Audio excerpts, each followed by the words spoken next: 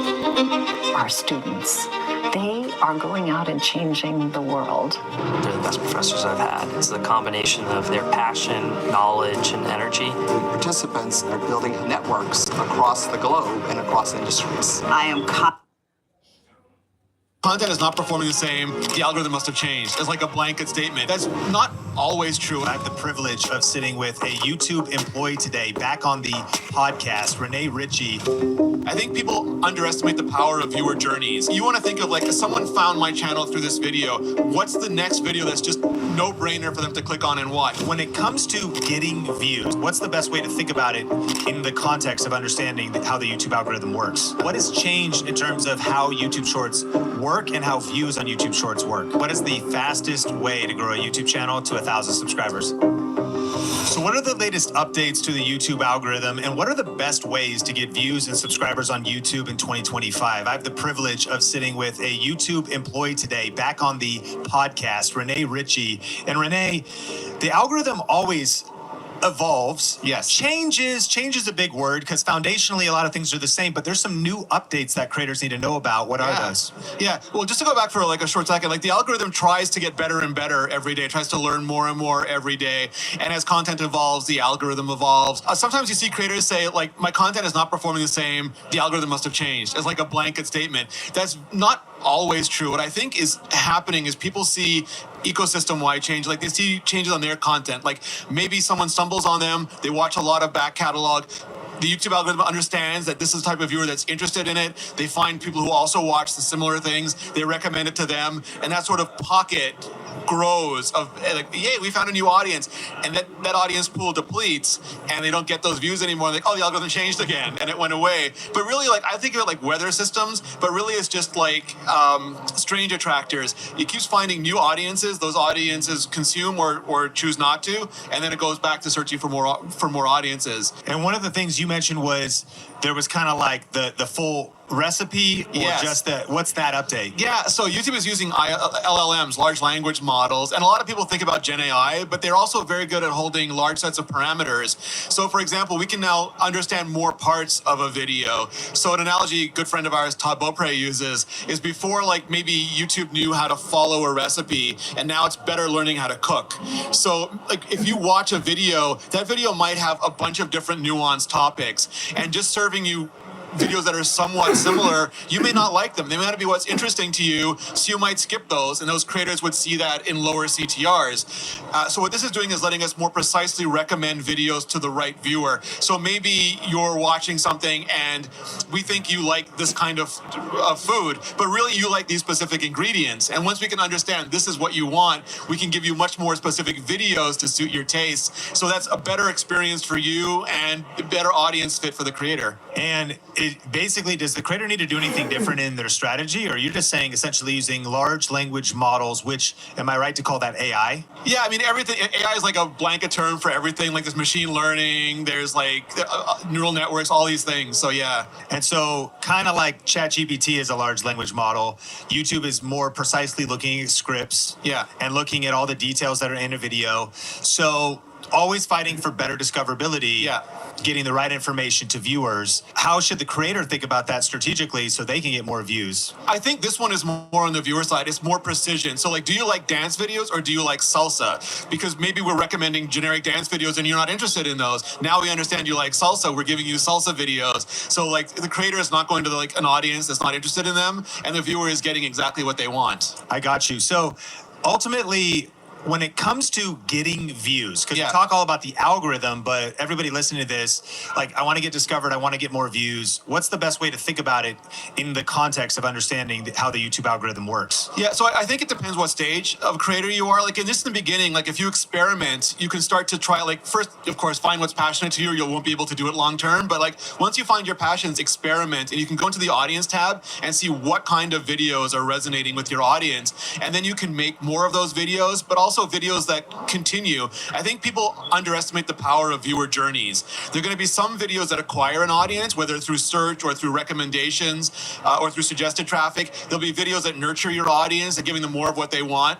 There'll be videos that sell products for you. But you want to think of like, someone found my channel through this video.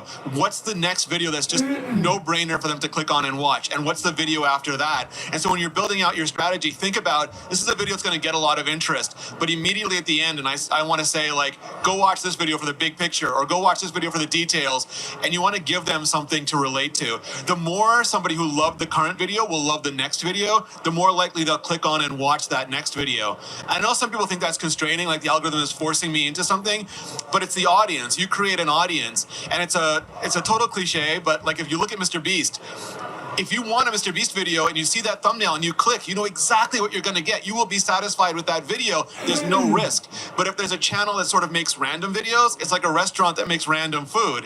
Like, do I really want to go there tonight? I don't know. It's a bit of a risk. Do I want to click? Oh, I'm going to go click on this other video where I know where I'm going to get. So you start to look at retention, not just in a video, but across videos. So is that kind of like thinking about building your brand and reputation because people have a certain experience with a creator? You might have a one-off hit, but like with Mr. Beast, you know what you're going to get. If you go to In-N-Out Burger, you know what you're going to get. Yes. And so if people are going to, you might get discovered because someone takes a risk with you, but you want to be thinking about, how do I build a brand and follow up with a consistent experience in my videos? Do I have it right? Yeah, absolutely. Like, and you don't have to feel trapped, because like you can grow over time. Like restaurants change their menus and experiment with things, and you can totally do that. But you want to sort of let the audience come with you. If you start giving them a bunch of things that don't really relate to them, it's like if you imagine a TV show like that doesn't have like consistent episodes. It's always a different show. It's hard to get people to watch week after week after week. And if you do want to do more variety content, think of an overarching framework that people can attach to. So you look at like Dr. Mike or Legal Eagle. They do movies, they do interviews, they do reactions, they do news, but all of it is like for lawyers or for doctors. So those people can always relate to that channel, even if the type of content changes. So if you want to get more views this year on YouTube, you say one of the things you want to understand is psychology. How do you make something a big topic when someone doesn't think about, well, I never went to school for psychology. I don't talk about psychology with my family at dinner, but it's a big deal if you want to be a successful creator. What are the ways to think about understanding viewer psychology to get more views? Yeah, so start just looking at the audience tab in analytics and see what is growing your audience. It'll show you like high, moderate, low, and those videos are telling you something. You can go in and look at the comments and see what people are reacting to.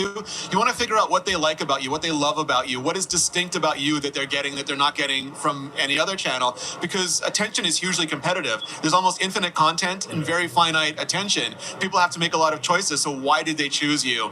Once you understand why they're choosing you, you can start giving them more of that love. And it's not sort of like, people don't always remember exactly what every video is about, but they remember how you made them feel. And so you want to figure out like, what feeling am I giving my audience? That'll even let you shift around in topic more, but you're still giving them that same feeling. You're a creator yourself. What is your routine when you're planning a video and shooting a video? You grow multiple channels to hundreds of thousands of subscribers. If there was a practical for creators getting in the right mindset to create a feeling, or how some of this stuff goes into their planning so that their video ends up being a better product that ends up getting more views and creating a better viewer experience? Yeah, so mine, I mostly cover technology. So my content strategy was driven by the news. And so there's different ways that you can play YouTube. And if you're topical, then your videos have a shorter shelf life. Like there's interest when the news is high, and then over time it dissipates because people move on to the next news story. So that's a very different path. That's like, you have to start making more videos because there's new news every day, every week. It's a little bit of a grind. And I would just try to think like, what is the most interesting story of the day or of the week? And what is the most interesting angle? And then I would try to do deep analysis, because there was a lot of people covering it superficially. And I thought like, my differentiator was going deeper and giving people like more explanation, not the what, but the why. Like, I think it's what is kind of easy, but why is a lot more hard, like more difficult. So I would sort of focus on that. But you could, like, some people do really well with evergreen videos that maybe they do them once every week, 2 weeks, a month, but that video accrues views and AdSense for months and years, and several years sometimes. So you have to pick sort of what your strategy is going to be going in. Now, some people say subscribers don't matter or subscribers are dead. Is that true? So again, like, what is your goal? Like, I think one of the things that's really helpful on YouTube is to figure out what your goal is. Like, there are some people with low views and low subs who convert on product and make a fortune.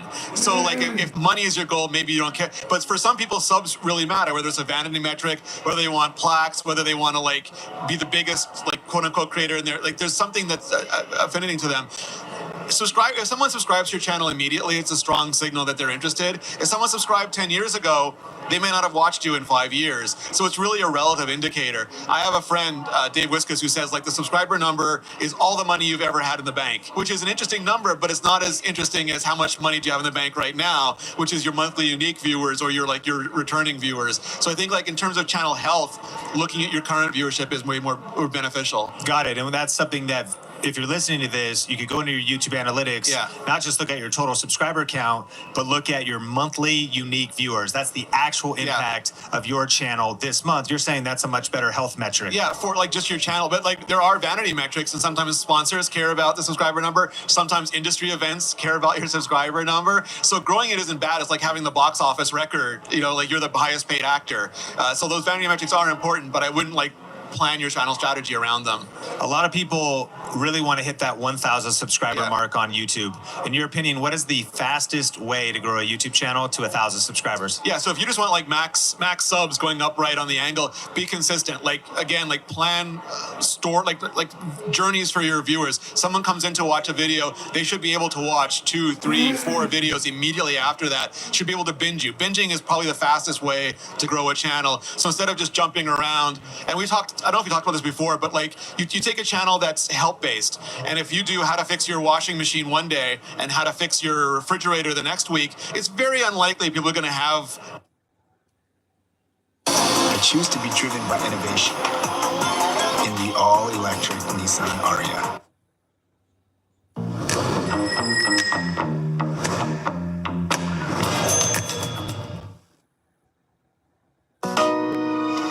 Pilot, make a quiz for my astronomy notes.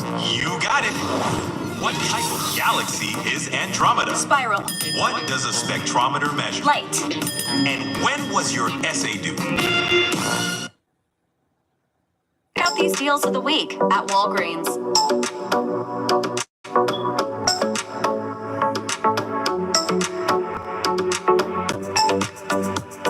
Shop weekly deals at your store or at walgreens.com.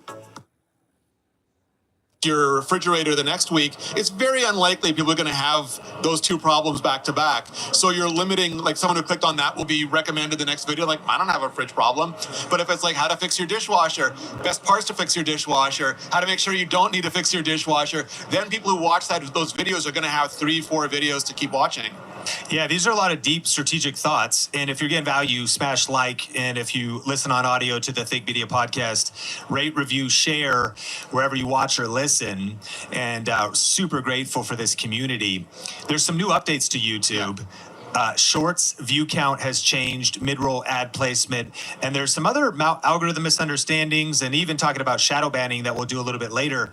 But let's cover some of these new updates. Shorts view count revision has happened recently. Yeah. What has changed in terms of how YouTube Shorts work and how views on YouTube Shorts work? Sure. So the metric previously defined as views was intentful. So like if you click on something, you have an intent to watch it. But if something autoplays or something shows up in a feed, it's harder to gauge, like, did you really intend to watch that? So previously to count as a view, you'd have to watch that for a short period of time. It could, like that period of time could change depending on the context. And we never want anybody to game the system, so we didn't give exact numbers. But you'd have to like basically click on it with your intention by watching it for a short amount of time. 1, 2, 3 seconds. Yeah. You didn't ever clarify the actual number, but it hit the feed. Someone watched it for a few moments. That became a Shorts view. Yeah, absolutely.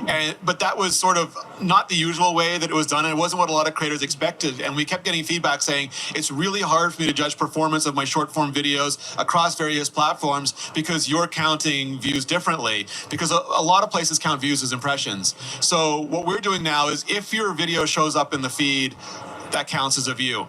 We're keeping the old view metric now, and we're calling them engaged views. So you'll be able to look in YouTube Studio and see like the raw view count, which is how often you appeared in the feed, because for some people that's hugely important in terms of their reach. And then you'll be able to see engaged views, which is what we still calculate like ad rev sharing or YouTube Partner Program eligibility from. Do 100% of creators have sight to that right now? They should. Like, I'm not sure how long it's going to take to actually roll out all the updates in YouTube Studio, but we started rolling that out earlier. Got it. So basically, there will be 2 view count numbers in the back end of your YouTube Studio that you can analyze when it comes to YouTube Shorts to kind of have a better understanding of performance of your YouTube Short. Yeah, so you can look at views to see how often it showed up in the feed compared to other platforms, and you can look at engaged views to see how many people, and also we have viewed versus swiped away, so you can see how many people actually stayed around to watch it versus just swiped away immediately, which is like CTR for Shorts. One of the questions on people's minds is it was announced that YouTube was going to 3-minute shorts. Yeah.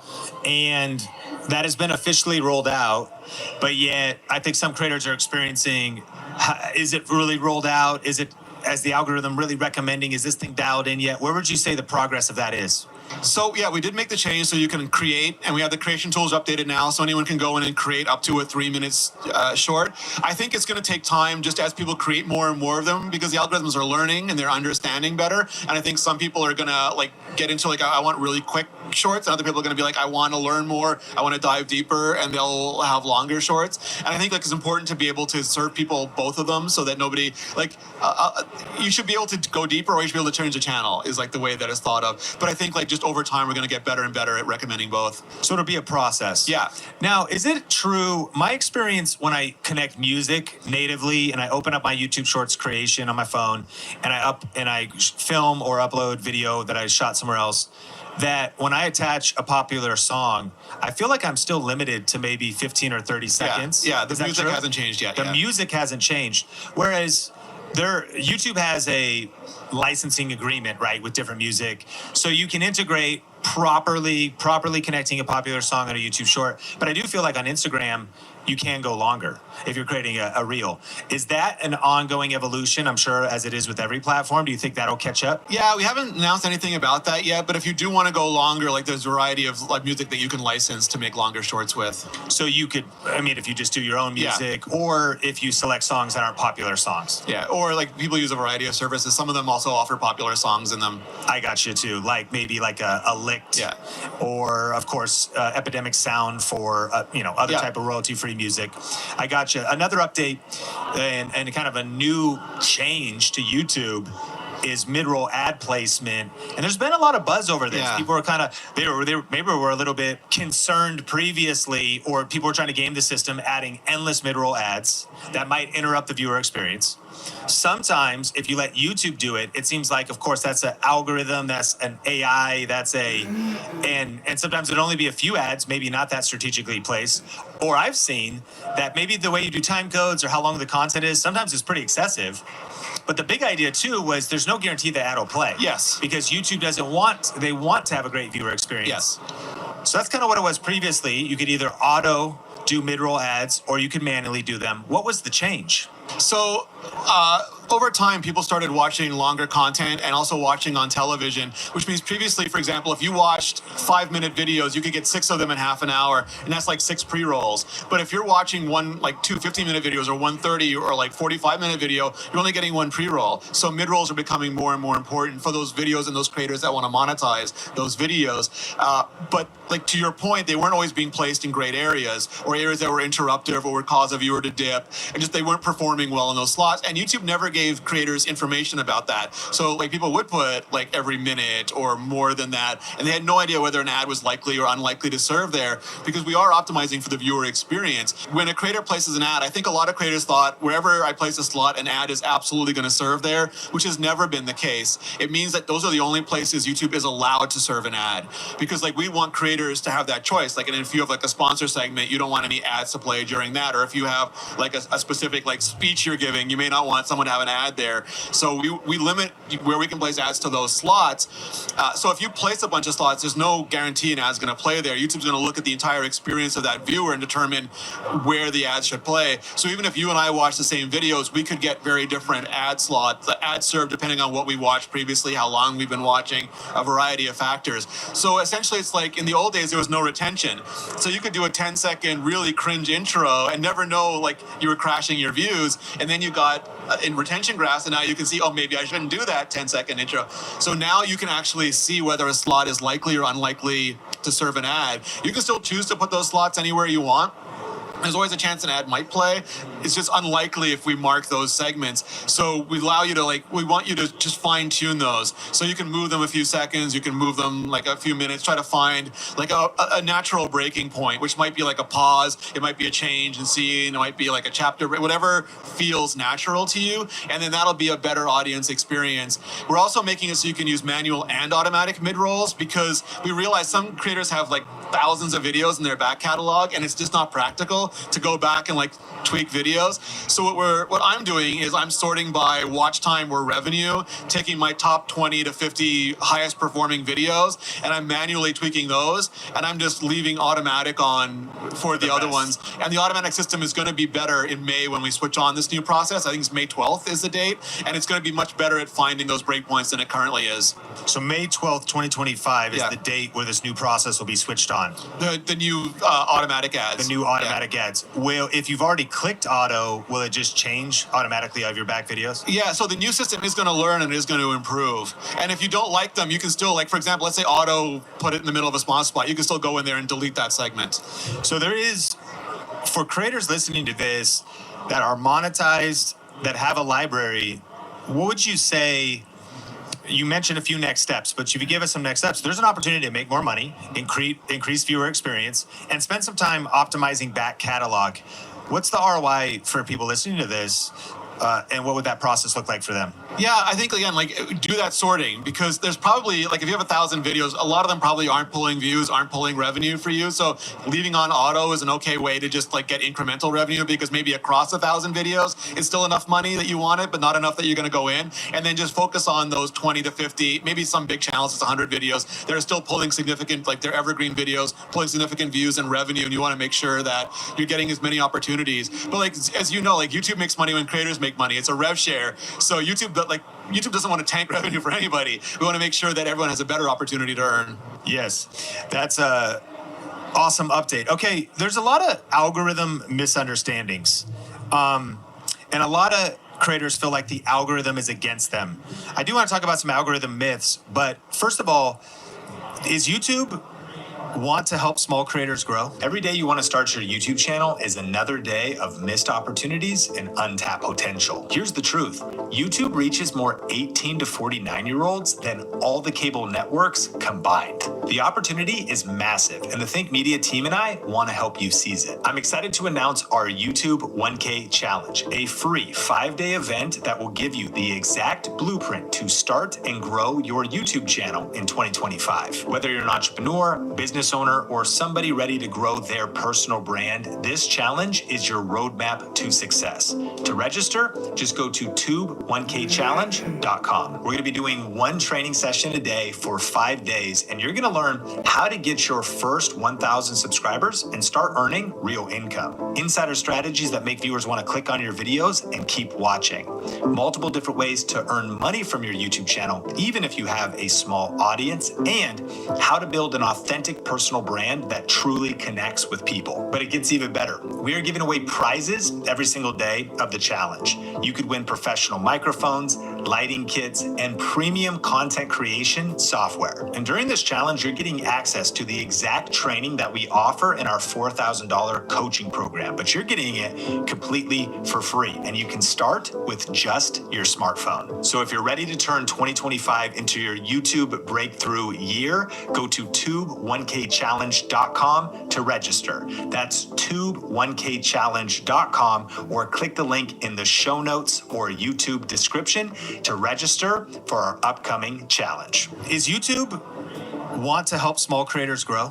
Yeah, absolutely. I mean, everyone was started as a small creator. Everyone literally started as subscriber zero. Even the biggest creators on the platform started at subscriber zero, and they went from there. And you never know who's going to be the next biggest creator on the planet. So it's in nobody's best interests to like artificially limit or do anything but support creators. We try to let the audience decide everything. So there's no artificial boosting of anything. I think sometimes people think certain features or certain things are promoted. It's very rare. Mostly sometimes there's not a lot of supply of something, something and interest peaks. And so if you're making those videos, you see a huge upswing just because there's few people making it, but then more people rush in to make it and it sort of goes back to normal. So it can look like there's boosts and subs, but generally the audience, YouTube wants the audience to decide like what they want to watch. Part of the experiments that we are running, though, the discovery and growth team, is taking 1 or 2 slots at the top of recommendations and finding channels that we think the viewer will be interested in that are either like low views and low subscriber channels, just to sort of help them find an audience faster. We want to still make sure they're good recommendations. There's not as much data, so they might not always be, but we want them to sort of find more data, find more audience, and help them grow. One of the things I've noticed in my subscriber feed, and you could give me feedback on this because it also might be based on my behavior. It's based on what I click on. It's certainly topical. I watch creator economy, entrepreneurship, business, marketing. I will get big creator, and I will get small creator. And it might be under 1,000 subs, under 100 subs. View count might be only 50, 55, but I've seen view count 3 showing up in my feed. What's happening there, and what is the insight for the opportunity for someone that wants to start a new YouTube channel this year? Yeah, I think like you want to get impressions, and the way you get impressions is making videos, but like you have to, if we have an opportunity to put you in front of what we think is like the right fit viewer, that's a faster, better way for you to get those impressions and get data on that channel. So I think the more we can do to sort of surface those things, again, we don't want to give people bad recommendations because then you don't click, you don't find something to watch. So you still want to be in the realm of what we think you're going to enjoy to watch, but we want to give those channels a chance to find their audience faster if we can. So what's actually happening there? It's usually me, if I'm showing topical interest, the algorithm works also off of personal viewer history and watch history. And co-watching, like what if people who've watched the things that you've watched have also watched but you haven't? Okay. And so that video is getting some kind of interaction, and people that have preferences similar to Sean might also be interested. And this is how anybody can start a new channel and get discovered. Yeah, absolutely. And you see, like one of the strategies people sometimes do is go after suggested traffic, which is making videos that would be a great video to watch after like a very popular video or a very popular topic that's come up. Yes, that's a great strategy. Now, what were some of the biggest myths you hear about the algorithm? I think like the biggest one is always like the algorithm is out to punish me. Like if I make like this video didn't get as many views or subscribers as I wanted it to, or if I take a break, YouTube is going to hate me. If I make one bad video, they're not going to show my video anymore. And it's the same thing as before. Like YouTube wants everyone to succeed. There's no way to know what the next biggest video on the platform will be. And if we artificially limited any one video, it hurts everybody. Like it's not in the advertiser's interest, the viewer's interest, the creator's interest, YouTube's interest. So we want to give every video its maximum potential. But like at the same time, you can't force people to watch videos. So as a creator, it's our job to to sort of like sell ourselves, because there's huge competition. Your thumbnail is going to appear there next to a Mr. Beast video or a Marquez Brownlee video or like any Call Her Daddy video, like any big creator. And if someone's scanning that page, you want them to see your thumbnail. You want to grab their attention. You want to make a topic that is interesting enough for them to click on. So I think like when you just blame the algorithm, you take away your creator power, and it's the creator power that lets everybody succeed. It's our ability to like just connect with and vibe with an audience. What would you say to creators that feel like YouTube shadow bans channels? Yeah, so like again, like you can go into your analytics and look. Like the vast majority of people who say that, when you ask them, they'll go in and they'll show like, look at how many views I'm getting from. They're not getting them from subscribers. They're getting them from the algorithm, from the homepage.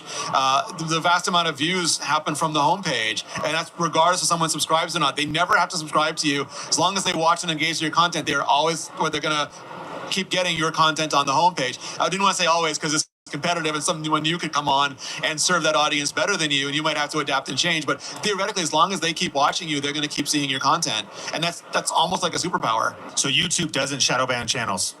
No, like there's like some people will say like the shadow ban me and it'll ask them what it is and it'll be like it's age gated, and it's because it's a mature topic, and if it's a mature topic, YouTube wants to be able to recommend things to a wide audience. Like if you're sitting with your kid in the living room on the homepage, want to make sure it's something that everyone there can watch. So there are videos that will trip things like age gating and stuff like that, or there might be videos that get copyright claimed and removed. So there's a vast majority of things where people might say, hey, my video is not performing up to my expectations, but we have like community guidelines and we have ad-friendly guidelines. We have all these things that you can go and look and see, what's happening, and we'll almost always send you an email too. I've heard that if you are somebody that's going to curse in your videos, you should not do it at the beginning. Yeah, so cursing is not like a one glove fits all thing. Like basically, if you're going to drop an F-bomb, wait 6 seconds, like wait 6 or 7 seconds. I think one of the things that's important to realize is advertisers have agency. Like YouTube works because it carefully balances viewer, creator, and advertiser interests. And maybe like an advertiser doesn't want their ad to play, and then immediately you drop an F-bomb, and there's like, doesn't really work for me. Yep. And the thing about YouTube is that it's still relatively new. Like if you were making a musical album, you might be told, hey, if you make an explicit version, you're not going to get the same radio play. You have to choose about maybe making a clean version for if you want radio play. You don't have to take it. Or like a director, like you're making this movie, if you choose to make it R-rated, you'll get half the opening box office that like a PG-13 movie would make. You can make that choice. And I think it's the same. Like with YouTube, you can do anything you want. If you want ads, there's guidelines to follow, but you can do memberships, you can get sponsors. So if you really want to make something that you think is going to like affect, like get you a yellow icon, you can figure out alternative monetizations. Yeah, that's a great insight. And picking and choosing, and there's plenty of creators. I think there's always examples where somebody will say a particular type of content's being shadow banned. A lot of times you'll find somebody else that's doing just fine with that content. Yeah, that's good too. Like, and we have like some people who just don't like, they make the kind of videos that they don't feel comfortable putting ads on, but they have huge memberships. That just support them, and that way they can get direct support from their community, and they can make these videos without them having to make like the ethical choice of, do I want to put ads on, like something that's like problematic. So let's talk about shorts versus long form. And one of individuals' biggest question is, so let's talk about shorts versus long form. And a lot of people wonder, how do I actually get my shorts viewership transitioning over to long form? Yeah. A while back, YouTube created, I believe it's called related video. Yeah. That connects to a short, so you can link a YouTube short with a clickable link to a long form video on your channel. But has anything else changed, or is there any ways creators should be thinking about getting shorts viewership over to their long form YouTube videos? So I think it goes back to goals too. Like, is all you want to do drive to long form? Because there are some people who only watch shorts. So if you don't make shorts, they will just never know that you exist. So for some people, making shorts is more about brand awareness, general reach. It's why a lot of podcasts do clips, or a lot of like big creators will like have a bunch of clips out, because they just want to be better known, and they figure that it's like awareness, brand marketing basically is good for them. So some people just do that. There are other people who only watch certain topics in shorts. So maybe they'll watch 30, 60 seconds of dancing or food or cooking. They wouldn't watch 15 or 30 minutes of it. So again, it's like, do you care about that audience? And you may not, but if you do, you want to maximize your reach, they're a good thing to do. If you want to bring things over to your long form, the most important thing is people won't click through because you want them to. Same way they won't click your thumbnail because you want them to. You have to make them want to. And that's a subtle difference, but it's everything. So there are some creators who like have incredible amounts of conversion rate, but they'll do things like, similar to a thumbnail, it's about how you make the audience feel. And if the audience loves you, they're in the shorts feed, they're happy, they're swiping. It's a big deal for them to move. So you have to make it worth it. So you do a video, you give them the vibe that they love.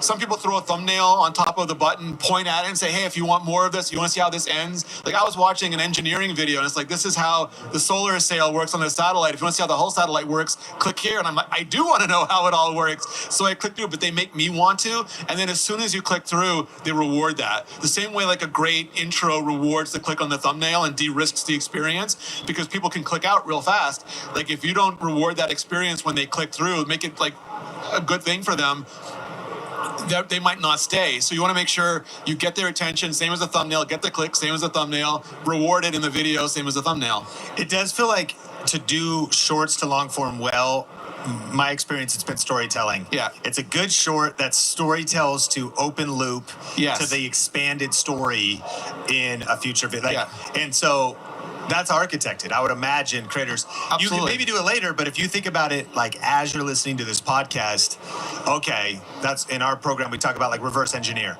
Always starting with the end in mind, because the more you're thinking about, okay, if this makes it all the way to shorts, what's the narrative, the packaging, title, thumbnail, what's the long form, what's the short form, what's the story arc? And then of course, once you're in editing, or you can do some tweaks later, but the sooner you start with the end in mind, usually the better your results, and it's a little careful balance, because there's short has to be standalone too. Yes. Because it has to be a great experience. If it's not, people are going to feel like, well, like the short won't become popular, which means there won't be as many people to potentially click through. So you want to be able, like in the loop theory, you want to be able to open and close a loop for the short, but open up a bigger loop that can only be answered if they click through. And you want both those things sort of working like an A/B plot. Yeah, that's really good. The loop theory. Yeah. Okay, as we land the plane, I do want to talk about tactics for what everybody wants, you know, more views and subscribers. But one of the frustrations that I hear a lot of people talking about is, oh, YouTube is saturated now. Yeah. What would you say to the claim that YouTube's too saturated, it's not worth trying? I think like there's always opportunity. Like you could have said like movies are saturated or television is saturated, but there's always like there's always a new medical drama, always a new law drama, there's a new way to reinvent those things. I think that's the same thing on YouTube. Like what makes you different? What makes you interesting? Like if you're just going to copy what somebody else does, unless you can do it so significantly better that people will just rush to you, it's probably going to be really hard. But if you can figure out what makes you uniquely your own, I think there's just unlimited possibilities. I think like the discovery systems are way better now. I think you can learn from the experience of people like you. Like when I started in 2008. There was no one like you to learn from. And so you had to like make all your own mistakes. You had to reinvent the wheel over and over again. And now, yes, there's more competition, but there's also so much more information to learn from. So you get like a boost into that pie. And then I think just start iterating and seeing what makes you you, and you'll stand out from a crowd. Okay, so if you were to give, it's 2025, the landscape does change. Yeah. Competition goes up, down. There's more opportunity. There's AI now. There's more tools. There's more education. There's also more competition. So you have to play the current environment. If you were coaching a friend that wanted to start and grow a YouTube channel, what would be kind of like your 1, 2, 3 for YouTube success? Yeah, so I would start by like making 5 to 10 videos that are on the subject that you're passionate about, so you'll continue making them, and try like a variety of different formats. Be a viewer. I think like the most valuable thing a creator can do is be a viewer. Go out on YouTube, see what interests you, see what's working, what formats. Like there are formats like 1 to like 1 million, and you can do 1 to 100. Like there's like, or like I tried. There's a lot of formats. Yeah, explain what you mean by what a format is. Yeah, so there are ways that people put together a video. It's almost like on television there's like a procedural, which is like two detectives investigating something, and every episode is like that. Right now, very popular on YouTube is like, I tried every hamburger, I tried every French fry, I tried every airplane, I tried every video game. There's like someone who has some expertise in that topic, tries a variety of things and rates them. There's also like the 1 to 1 million or like 1 to 100, where somebody again who has some knowledge of the thing, or it's just an exciting thing, tries a variety of escalating versions of that thing, from like super cheap to like really luxe experience. And you like this versus that, like amateur versus professional. There's a variety of popular formats, and you see those by like just looking at popular videos on YouTube. See if any of those relate to you. Like don't copy them, but see what inspiration you can give. And like there's talking head videos, explainers. I sit there and explain a topic that I'm an expert in. Find people who are doing that really well. Find a few of them, see what's similar to them and what's really resonating with you. Make like 5 to 10 videos. Post those. See what's resonating. Like again, see what video's getting the most views, the best comments. Lean into those. Make videos that the person who just watched that video would love to watch, and then keep making those videos. Very few people blow up immediately. It's very rare. So take that time and like figure out every video what I can learn from this video. Don't just post and move on. It's not just repetition. It's conscious repetition, where I used to journal. Every video I would write down the things I didn't like. I would pick one of them and I would iterate until I thought I got like diminishing returns. Then I'd pick the next thing. And you keep watching other people and see like what are they doing that's interesting, and you see how you can incorporate that, and then just keep iterating. If it stops working, figure out what's wrong, go back, try again, like working your way through a maze. If it is working, just keep doubling down on it and get better every day, every video. So step 1, do 5 to 10 videos. Yeah. Step 2, see which of those 5 to 10 videos resonated the most, comments, views. Yeah. And then be consistent. Double down on that, but continue to iterate. Yes.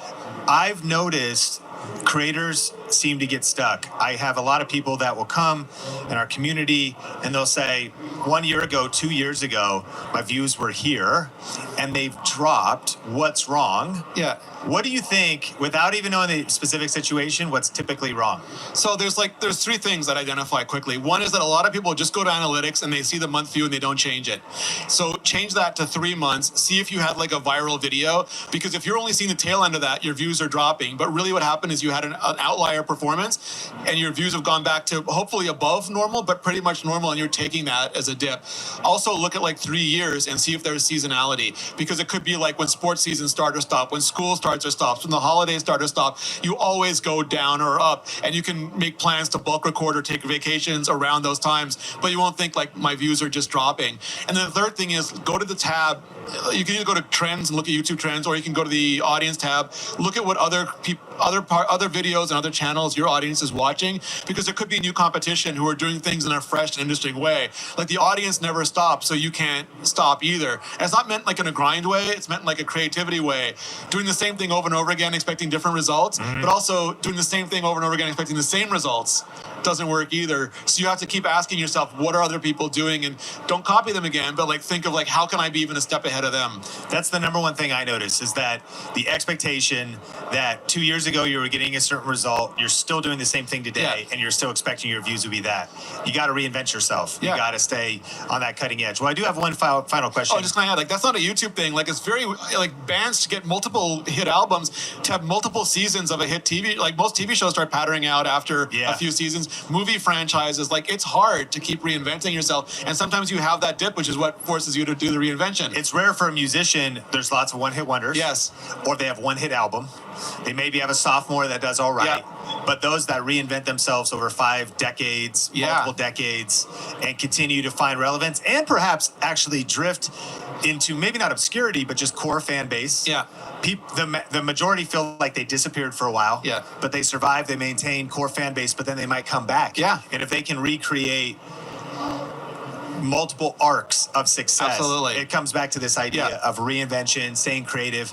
I do want to talk about probably some inside YouTube tools and analytic tools at the end on our final kind of section. But if anybody wants to follow you, connect with you, where can they follow you? We'll link it up in the show notes. At YouTube Insider on all the social platforms. And at YouTube Insider, that's you. And then the YouTube channel, people should be Creator Insider. We have Creator Insider and YouTube Insider and YouTube Creators. It's not confusing at all. So there's 3 different channels. But mostly my videos are on Creator Insider or YouTube Insider. Why is there 3 channels? It depends on the audience. Like Creator Insider is really run by the product team, and they want to give you all the updates on product. But with YouTube Insider, I want to go a little bit more into content strategy. Okay. Awesome. So we'll have a full stack in the show notes. And also, if you got value out of this episode, if you want to head to the YouTube version and you're not on the YouTube version, leave us a comment, leave us a question, because Renee and I connect every 3 to 6 months, and would love to answer your questions about algorithm, about YouTube. And then also, if you got value today, like, rate, share, review, wherever you watch or listen.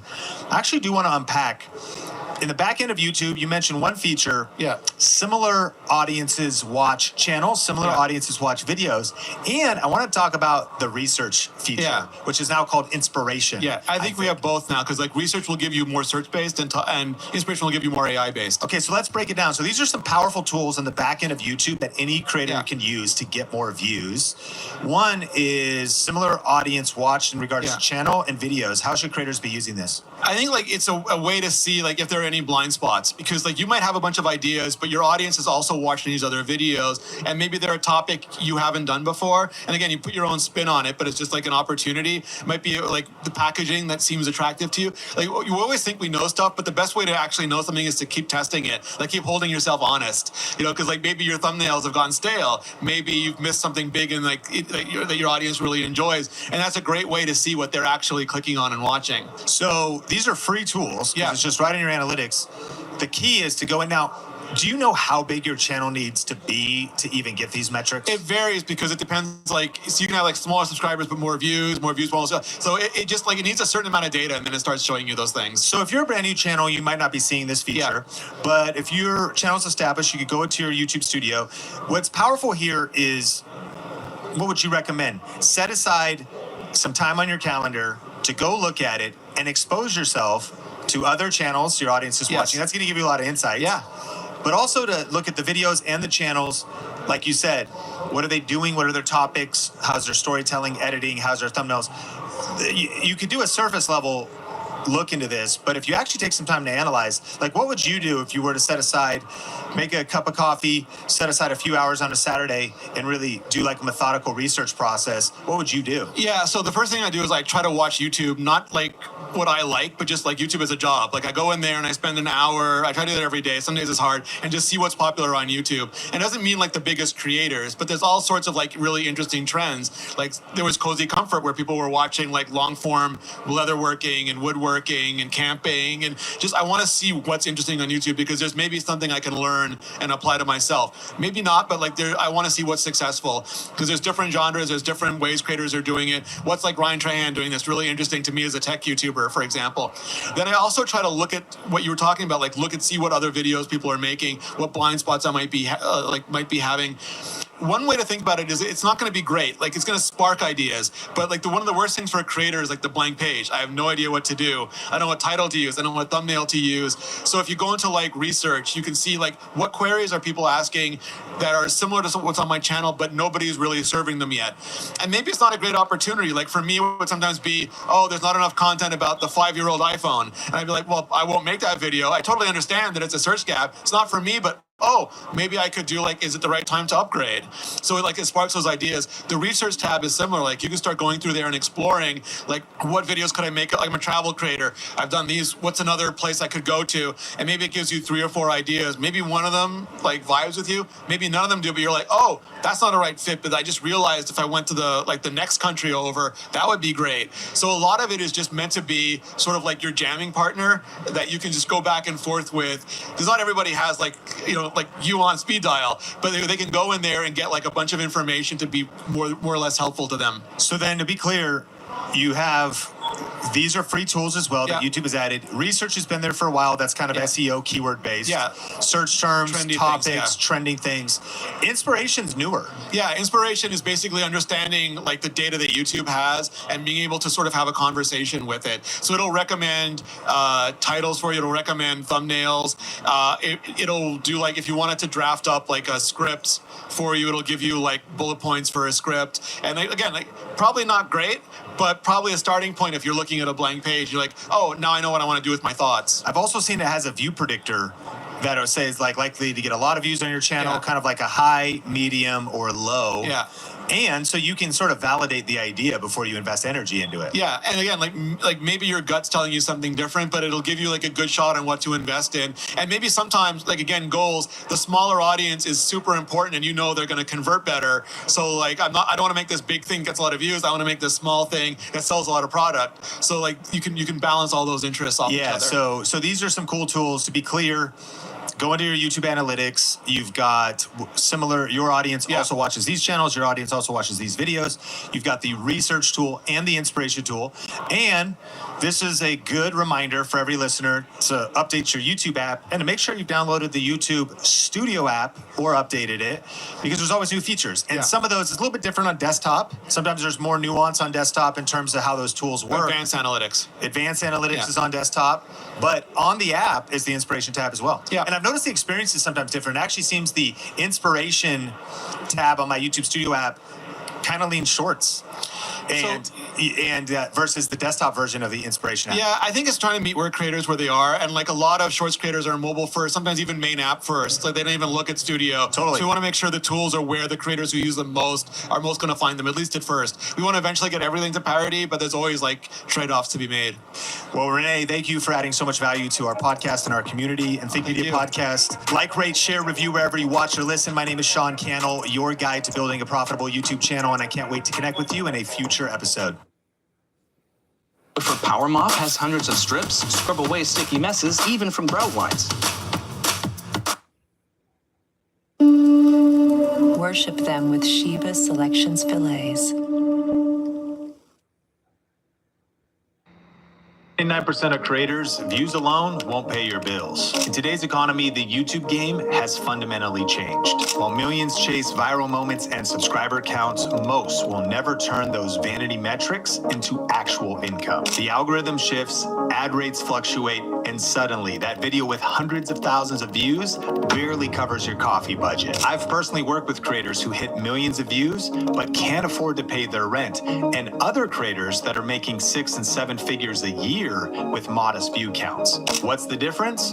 These high-earning creators understand the YouTube business bridge. And in today's episode of the Think Media Podcast, I'm going to be sharing the 3-part framework for how to actually make big money on YouTube, even if you have a small view count. You'll learn why a lot of top creators actually don't chase viral fame and what they focus on instead. Plus, how to position your channel for sustainable success, even when your view count is down. Let's get started.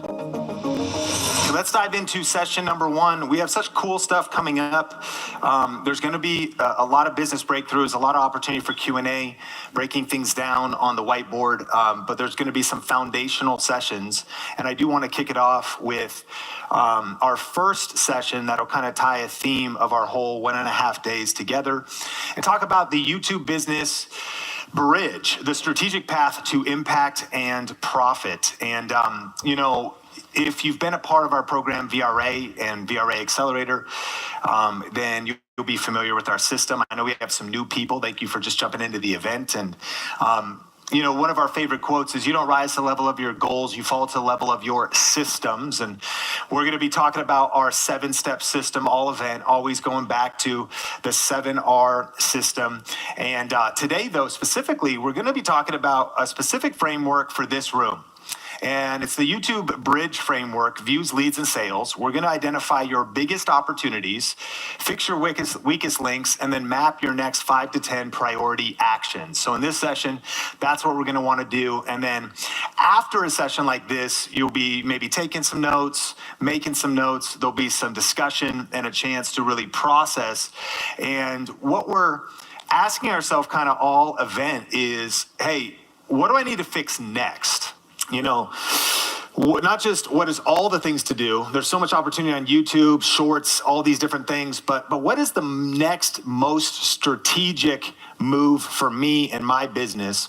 But as we dive into, this session, I think about there is so much opportunity on YouTube right now, but there's also some specific challenges in online business in general and social media in general. If we did this survey a while back and we asked people what's happening in your channel, 26% of people were saying my views were down, some 17% saying my views were up, 20% saying about the same, and then some people haven't started.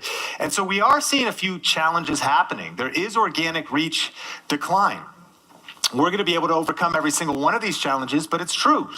Sometimes YouTube isn't there's more competition. Views are more distributed across channels.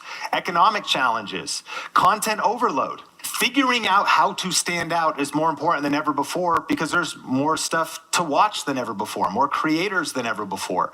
Engagement shifts where people's attention is.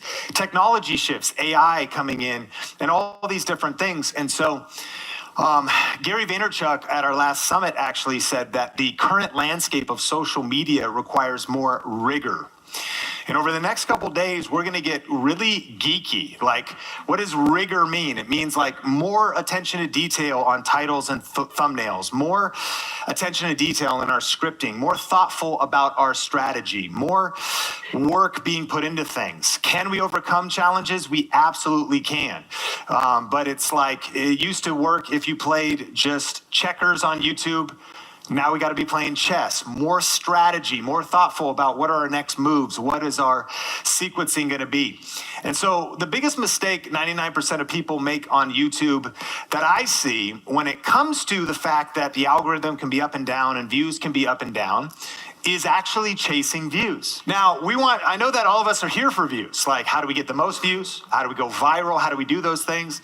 But I think that if we are fixed on views only, we're always gonna have a roller coaster life on YouTube, or that ultimately we can stay stuck on YouTube. What I've learned and what we're gonna be talking about over these days is that clients are better than clicks. Like, at the end of the day, getting views or getting someone even to click on a link, it's one thing, but actually getting a client, like somebody joining your business, your offer, your program. And you might say, Sean, I don't have any of that yet. But more than clicks, I want to get clients. Like, let's get real business happening. In fact, if I don't get a lot of views, but I get a client, then I'm going to be way happier with a client than with views. Quality is better than crowds. There is a temptation to want to get the biggest numbers possible. I was talking with one of our mastermind attendees right before the session, and he made a pivot in his content from something that was a little bit more broad appeal that got a lot of views. And it's natural that the views would go down if you get something that's going to attract a different audience. But the question is, do we want to reach the crowds, or do we want a quality community, quality customers, quality group that we're building? Like, what ultimately are we building? Customers are greater than clout. Now, again, these maybe aren't everybody's philosophy, but this would be the philosophy we want to lay as a foundation. Do we just want kind of a following? One of my favorite quotes is, leaders create other leaders. They don't create more followers. Like, what's our goal? I mean, do we just want to reach the masses? Well, then at least we know our strategy. Or do we want to reach customers or a deep community? In fact, faithful fans are greater than fleeting fame. If you made it in the room, you're familiar with the 1,000 true fans concept. You get a real ride or die group of people that are following you, not just subscribers, but people that really love you, want to do business with you. You get the right people in a small community following you. Seth Godin talks about this concept of what is the smallest viable audience for your business. It's worth thinking about. Like, what's actually the minimum number of customers for the offer I would create that would give me a business that's sustainable, so that from there I could build whatever I feel called to build next. Because everyone's chasing the fame or the clout or the crowds or the clicks, when if we have some ride or dies and quality and customers and faithful fans. And so to do this, we're going to be working through a framework called the YouTube Bridge Framework. And where we can sometimes find ourselves is alone on an island without clothing, like Castaway, Tom Hanks, of like, man, no subscribers, or like, trying to get views, trying to make things work. And we're going to be going through a process of how to get to not just ultimately YouTube growth, but money for the mission. Like, a sustainable business is why we're in this room. Yes, we'll talk about views, and we are always coming from a purpose-driven place, but at the end of the day, your purpose is going to die out real quick if you don't have the finances to fund it. And so what we would call this would be the YouTube Bridge Framework. And what I like to think about here is, again, where are you right now? And think about that for yourself personally. Where are you in your business? Where's your channel? What's just the current state of things? Good leadership I heard from, I think Jim Rohn talked about, or actually be a Napoleon Hill thing. It says, success starts with accurate thinking and an assessment of like, really, where are you? Where are you right now? What's the situation in your business? Where are you right now? And then, where do you want to go? That's what do you need? If you could get from here to here, what's the amount of monthly revenue that you need in your business? And you could go full time. I had a few conversations with individuals here at the Mastermind. I'm working full time right now. I want to be able to live this online dream, build my online business, and do it full time. Well, how much is that going to cost? And then what's the impact that you want to make? Where are you and where do you want to go? Well, the 3 steps that are in the YouTube framework are this. Number 1, views. So over the next couple days, we're going to be talking about, okay, how do we get views on YouTube, and how do we get the right views? In online marketing, you call this traffic. Like, if nobody knows you, the next step's not going to help. And we're going to talk about a lot of different stuff, but of course it comes back, and we'll have sessions on like, how do we get more views on our channel? Even subscribers. I know we want subscribers, but like, you might even notice, Think Media is over 3 million subscribers now. Older channels that have gotten subscribers over many, many years, people have subscribed to your channel, but they don't even log into YouTube anymore. So subscribers are great, but you actually need present views right now from the right people. So we're going to need views. The next thing we're going to need, if we're going to complete the bridge across from where you are to where you want to go, is going to be leads. Leads. We have to translate people from watching our content to building our owned audience. Is anybody here building an email list? Raise your hand. So 20% of the room, you're thinking about this. You're building a newsletter. You're building an email list.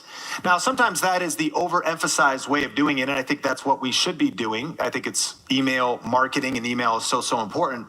But when I say leads, it might be that you're getting phone numbers. It might be that you're building a Facebook group. It might be that you're building a Discord. The bottom line is that algorithms can be fickle, and we need to be able to build our audience off platform, which then the next thing we need to generate would be sales.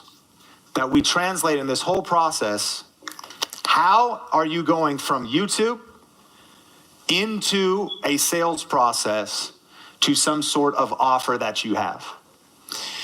Now, there might be some open questions we have, like, well, I don't have an offer yet, or I don't even know if that's right for my business. Well, there's all kinds of business models on YouTube: brand deals, ad revenue, affiliates, and we could touch on all of those. But it would be my deep conviction that we need to, at some point, create our own offer and productize in some way that we would have a sustainable business so that we can weather any storm on YouTube. We want to be unbreakable. I think we could be recession-proof. And in doing so, we're going to need views, leads, and sales to do so. But here's where the challenge comes with the YouTube Bridge framework and what I've learned personally in my life, and really that's probably been the mistake I've made over and over and over again, is when I find myself on this island over here, I'm dreaming big. You know, I'm kind of unhappy because I'm not where I want to be yet, but I've got big dreams. I got big ideas. I want to do this over here, and, I'm thinking about my YouTube channel. When I find myself on this island, I find that the biggest thing that can happen for me is getting distracted and starting to chase shiny objects. And so who here has a lead magnet or something like that? You have an idea for building it. That'd be like a free ebook or a checklist or something like that, but it's not done. Anybody? You got a couple that are not done. So what's your lead magnet? Just an ebook. You're gonna do an ebook. Yeah, I want to do it. You want to do an ebook. Have you started it? Framework. You started kind of a framework. So what happened? Okay, so I can relate to that, and I've done the same thing. I think back when I started getting a vision for doing YouTube. For me, I was mainly focused on YouTube and views, which is where a lot of people focus. It's a great place to be, right? We all want the views. And we might know we need these other things, and you mentioned ebook, and so we might start building. You kind of build a little bridge here, and but it's not done, so it's kind of just out there. And we got an ebook, which would be our lead thing. Okay, how about who here is building out an offer of some kind? You're building an online course. Raise your hand. It's not done. Keep your hand raised. Awesome. And of course, we're going to be in process, so I'm not trying to shame anybody. We're all in the same boat here, right? But it's like, okay, so then we also have like this over here, but it's kind of, is your online course, does it look like this? There's like missing pieces of concrete. It's really sketchy, and it's just out there. So, okay, you got your course. Who here is trying to grow multiple social media platforms at once? Raise your hand. You're trying to grow multiple social media platforms, not just YouTube. All right, yeah, I'm the same. So some of us, then we're trying to get views, but it's not just YouTube views, right? But we got, you see somebody on Instagram, you're like, man, Instagram would be a great place to get leads, and it is. But we start trying to do Instagram, and so we got that going. What else would you say, different things maybe you've been working on? Anybody have shiny object syndrome? Stuff that's like kind of half-done projects? Yeah, you raise your hand. Yeah. What is there anything that you've been working on? Maybe you're doing a couple different things. You're working on your website, YouTube channel, lead magnet, course. Yes, she says yes. Okay, so are you seeing what I'm talking about here? So now we're kind of trying to build a website, which is also that kind of be like a place to capture our views or our leads and our sales. We got our website. Is anybody seeing the problem? And can anybody relate? We've got like this idea of, okay, I'm here, and I want to get to this goal of having like not just some income, but sustainable income. I want to get over here, but I'm trying to do all these different bridges, and none of them are complete. And the really sad part about it is that sometimes it's like you start doing Instagram for a while, or even you do YouTube for a while, right? And so people start coming into your world and they're pumped. They're driving, they're like on this destination with you. But what's about to happen? Yeah. People are drowning. You're like, wow, that got dark. Like, jeez. So, and even on YouTube though, because who here, you do have a lead magnet, you have like a landing page set up, but you would be honest and you're willing to raise your hand and say, Sean, when I think about it, I know that it sucks. It's really bad. Raise my. Yeah, your landing page sucks. You could write that, right? Okay, exactly. So you got the views, but they get here, and then sure enough, maybe a few people make it through, but a couple hundred, couple thousand views. But how many deaths on that journey?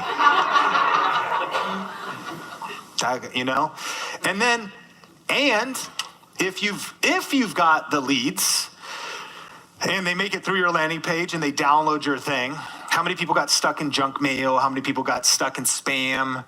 How many people didn't even find the thing?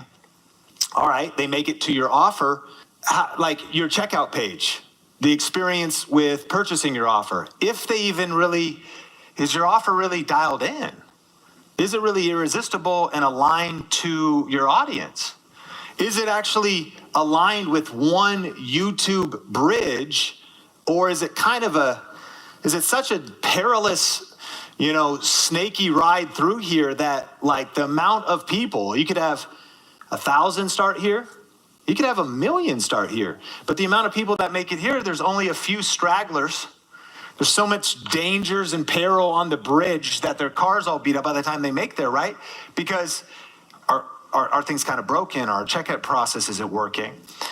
So our goal here at this particular 1.5 days is to work on this entire process.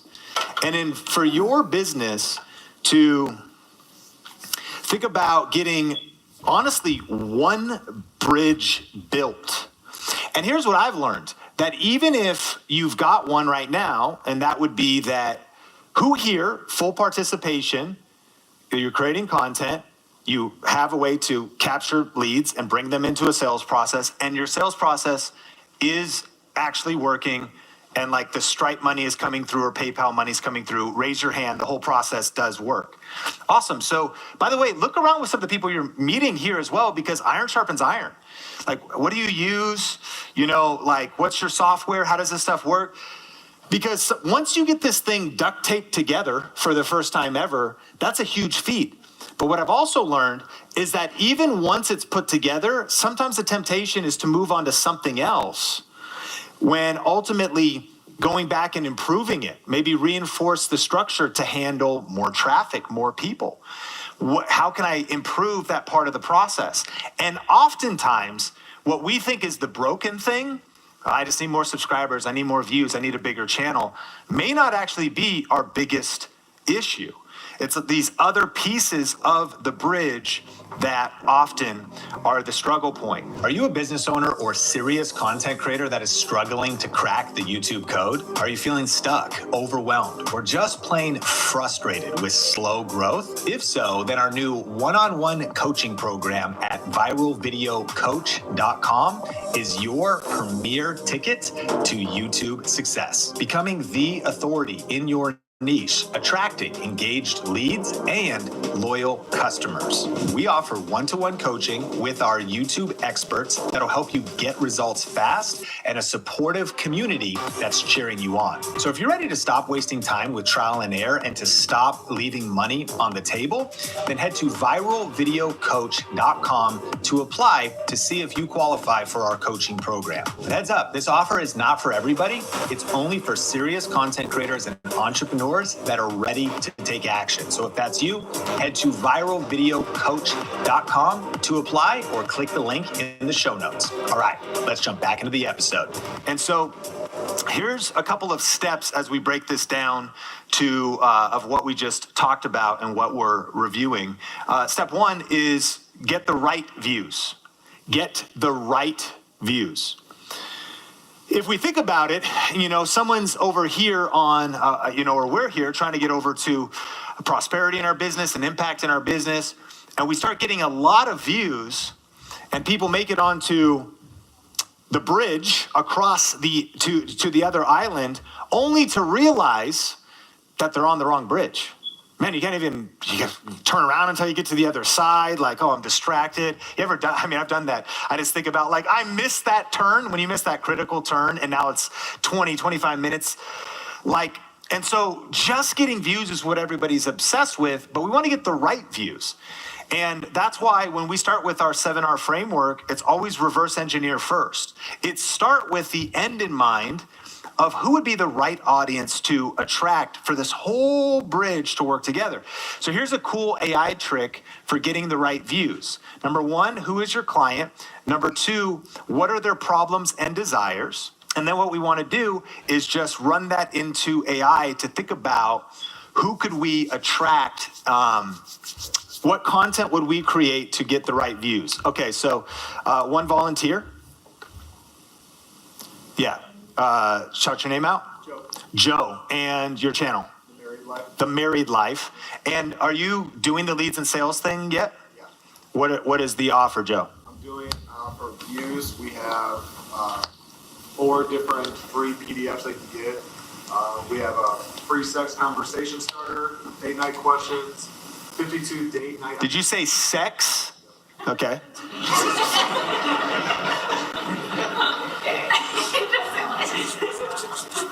I have to write that on the board?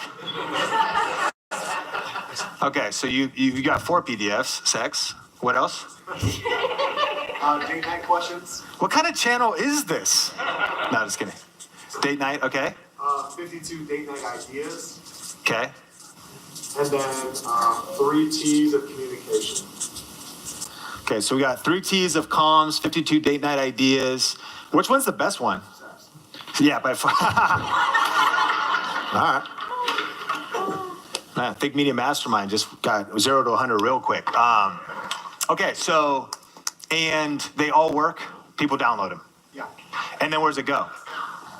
So we use that for Kit, and so we get all the leads in the Kit, and from there we basically gather their data to be able to email them and let them know about future events or products. And what is the offer? What do you mean? What is the sales? So that's where we are not at that yet. We have a course, but we haven't put it out on Sandcar or Circle yet. Okay, so you've got the views and you've got the leads, but then you just a bunch of people are drowning, and just carnage everywhere. Their sex lives are terrible. Well, and their marriages are people are being harmed right now. I mean, I'm sort of shaming you, but it's if we actually think about the impact and the difference we're making, I think there's something about feeling, of course you do, that's why you're here, but the ethical responsibility of completing your bridge, because it's how long have people been able to download your free stuff and get on your newsletter? How long have you been building that? 4 months now. 4 months? How often do you email people? Weekly. Okay, so you've been nurturing people. Yeah. So they're getting help. Okay. So weekly we send out our YouTube video that goes out. So we send out 2 videos a week, and then I also take that, put it in AI, and make it into a blog. So it's bullet point. Great. Who here is building your email list? Raise your hand. but you're not emailing them and you haven't emailed them in a long time, keep your hand up. Yeah, look at us, right? This is my, and I am you. Like this has been what I'm in. I'm like, I know I need to build an email list. I'm building, how many people on your list? 754. When's the last time you emailed them? I don't know. Haven't. Just cars, just everywhere, right? It's like you have the leads, but there's no guardrails, people driving off. Okay, so this is great. And building out the pieces of the bridge, this idea of getting the right views, let's just dive in here real quick to AI along with, and we'll be doing this throughout. Who here is using AI already to start brainstorming and stuff? We're going to be doing prompts the whole time. I think AI has changed the game for video creation. I'm using Claude here. We'll be using ChatGPT, Gemini. I like Claude. And we're going to be talking about getting the right views for our, well, we have one other question. What will the offer be? What's the course? It's called the Blueprints of Marriage. And so it's like taking people on kind of like 10 steps that every marriage is going to like struggle with and deal with, whether it is communication, whether it's sex, whether it's forgiveness, whether it's finances, all those different areas. How much? I don't know yet. And then target audience. Our target audience is age 25 to 50, and they're obviously married. Christian couples, because it's Christian-based content. And then what else is probably true about them that's unique to you from like a psychographic standpoint? They want to strengthen their marriage. It's not necessarily people that are on the brink of divorce, but they're learning, like kind of like this. I want to get better, I just don't know what to do. And so people that are actually wanting to develop themselves. Okay. So, great. All right, so we're trying to get the right views, and all of these questions are really powerful to feed into AI for coming up with video topics and ideas. So let's go for it. Hey, Claude. So I want to come up with a list of video ideas and topics. I have a channel that is targeting really 25 to 50-year-olds. They're married Christian couples.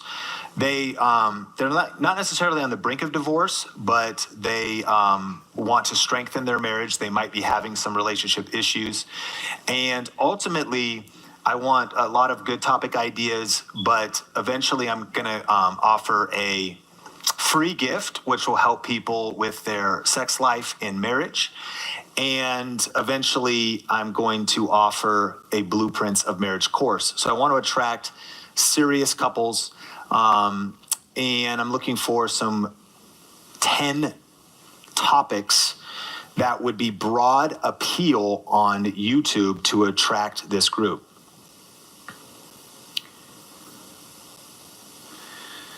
All right, so we're going to start with get the right views, which is going to start with topics, and then we'll dial into title, and we'll go a little bit deeper in session 2. Communication secrets that transformed our marriage. Finding time for connection when life gets busy. Let me know which one of these you like the most. And I know you're already creating content, so you've probably created a lot of these. Faith-centered marriage, resolving conflict without damaging a relationship, rekindling romance after years together, resolving conflict without damaging your relationship. Yeah. Why? Resonates because you could talk about it? You think that's what they need? So many people struggle with conflict. Okay. All right, so can you come up with 10 title ideas for number 4? I want to do resolving conflict, and I want the title to be SEO based, but also to be highly clickable, as broad as appeal as possible, but I do want to again, attract the specific audience I want to reach as described in the previous prompt.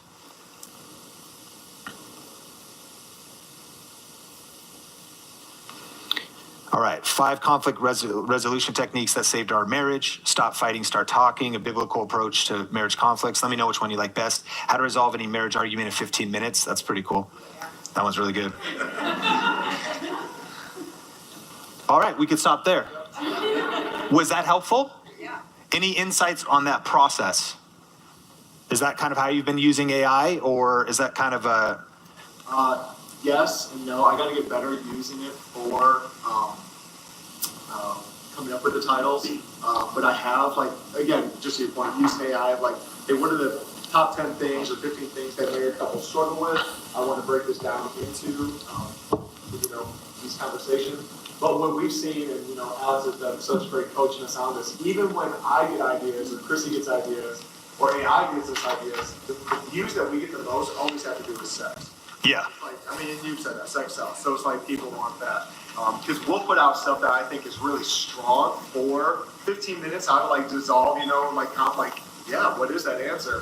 Where some people are like, I want to have better sex, Yep. Or I want her to engage in sex. I don't want to always be the one.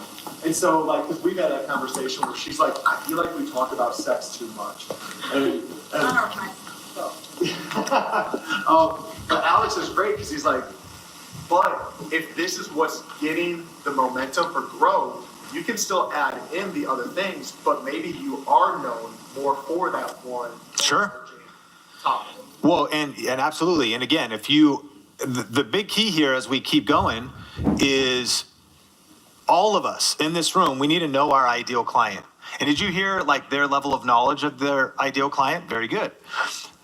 There's greater depths that we can always go to. And what's cool about AI is the better information we feed into it, the better unique insights that we could get to find fresh perspectives and angles on what videos we could create. So that's going to be foundational, because if we're going to get the right views, and I know I'm just kind of verbally saying this, some of us are familiar with the 7R framework, but the first 2 R's in our 7R framework are reverse engineer, who's our ideal client, what are their problems and desires, and then research, getting fierce clarity, because again, if this is right, but these are wrong, or we get a lot of people here, then it breaks down. But then also, right, as we go further, if there's no ultimate sales, you might say, man, we'd love to be making more money right now from our YouTube channel.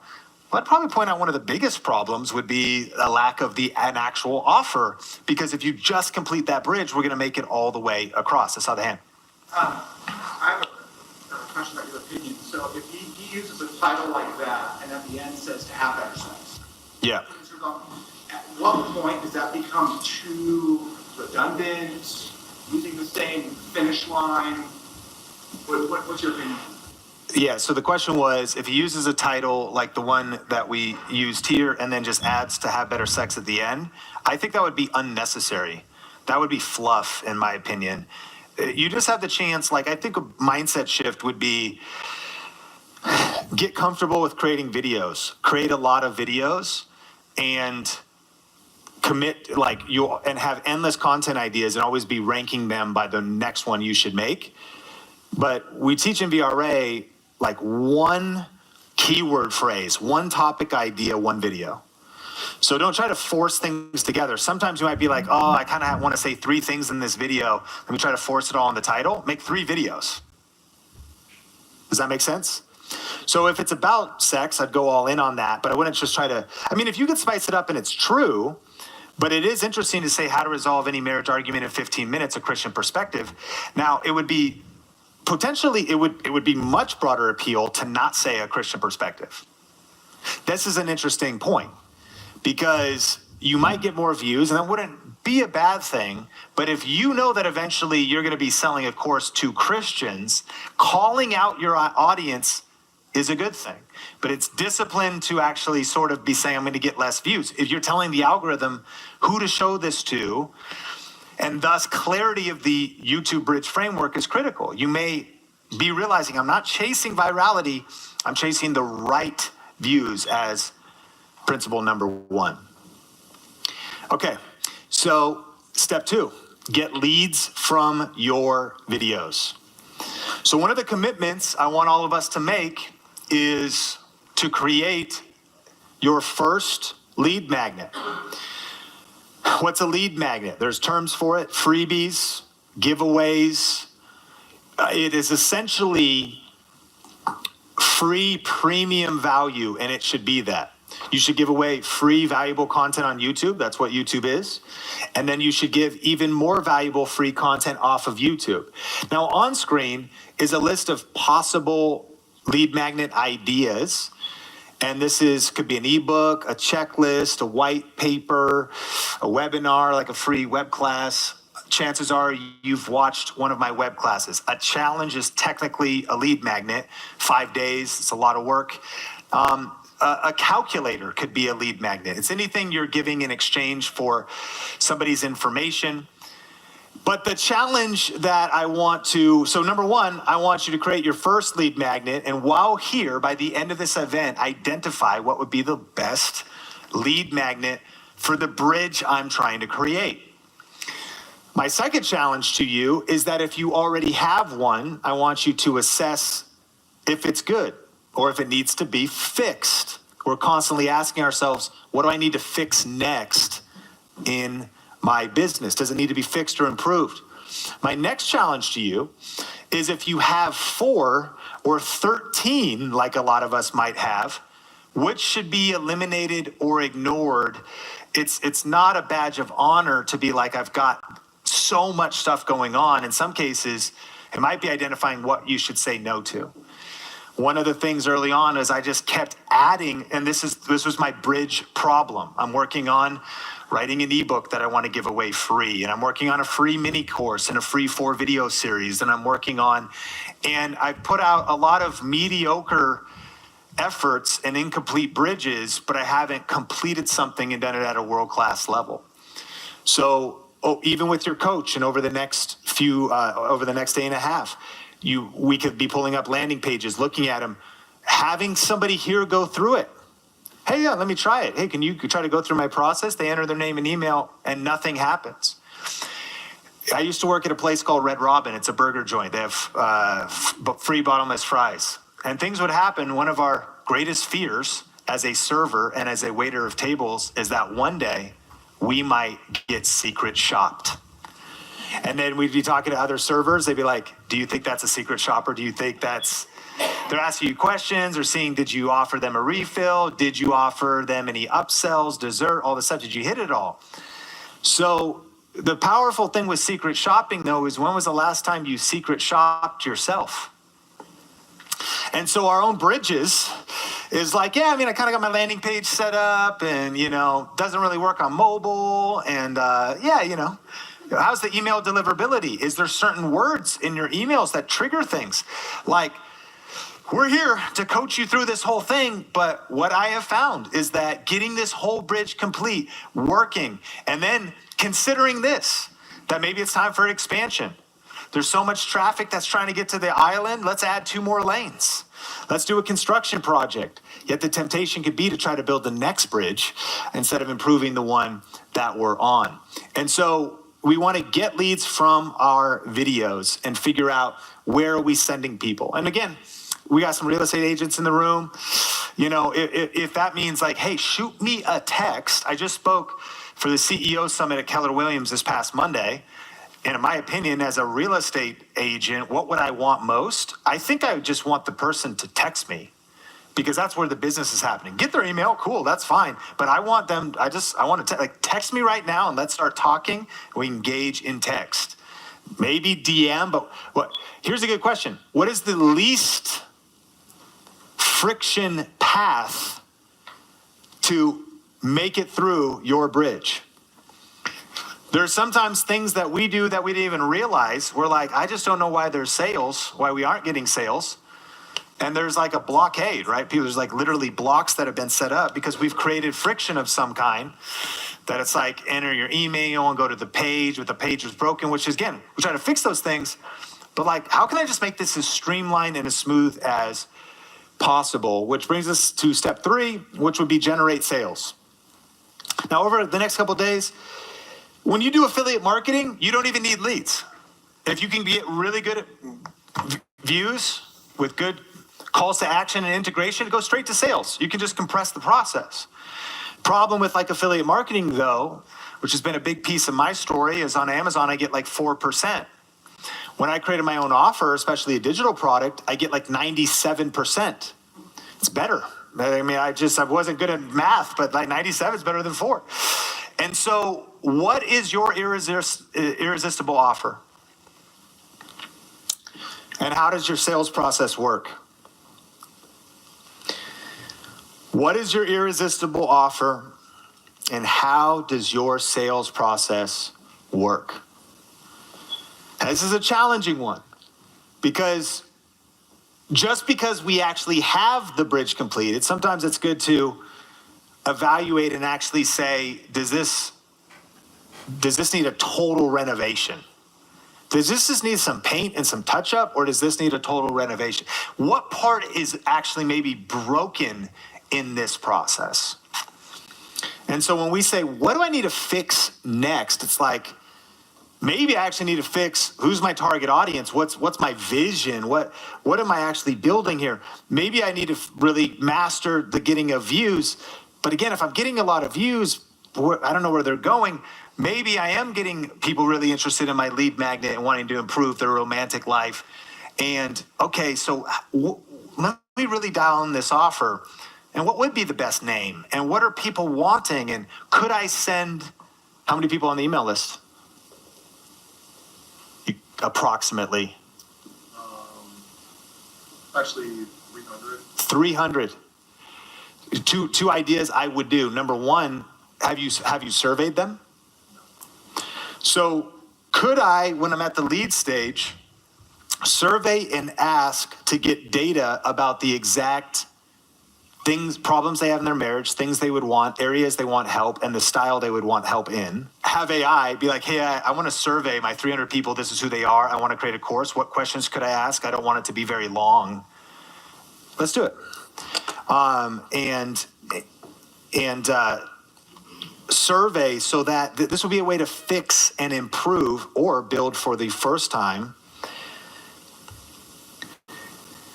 So I want to send a survey to my 300 people that are on my email list. They've downloaded our How to Improve Your Sex Life and Marriage and their romantic life, date night ideas, things like that. But eventually I want to sell an online course. It may be called Blueprints of Marriage, but I'm not committed to that name because I want the best name possible. Now, again, my audience is 25 to 50-year-old married Christians, and I've got the 300 on the list. Can you just lay out a quick survey that I could send them? And I don't want it to be overwhelming, so it's not completed.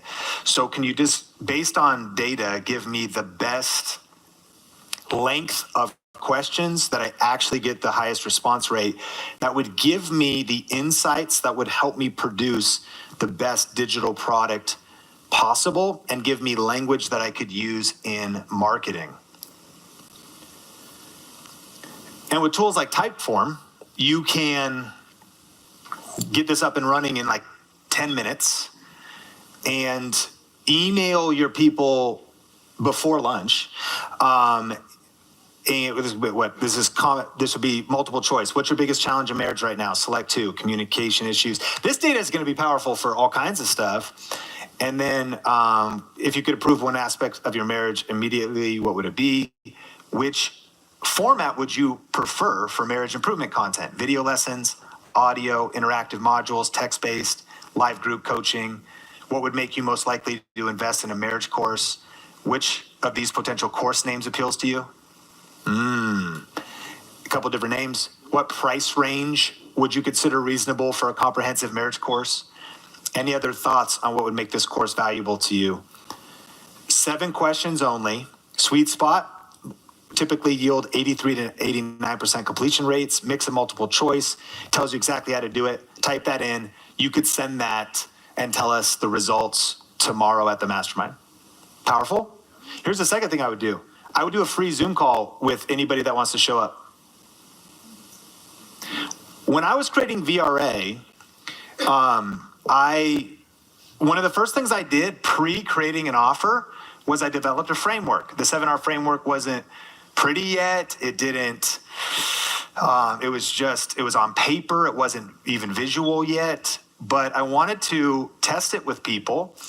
And I so what I did was I DM'd people one by one and actually asked if I could do free coaching with them. Would you be willing to take your time to do free coaching with me? I know you want to do YouTube to see if my stuff works.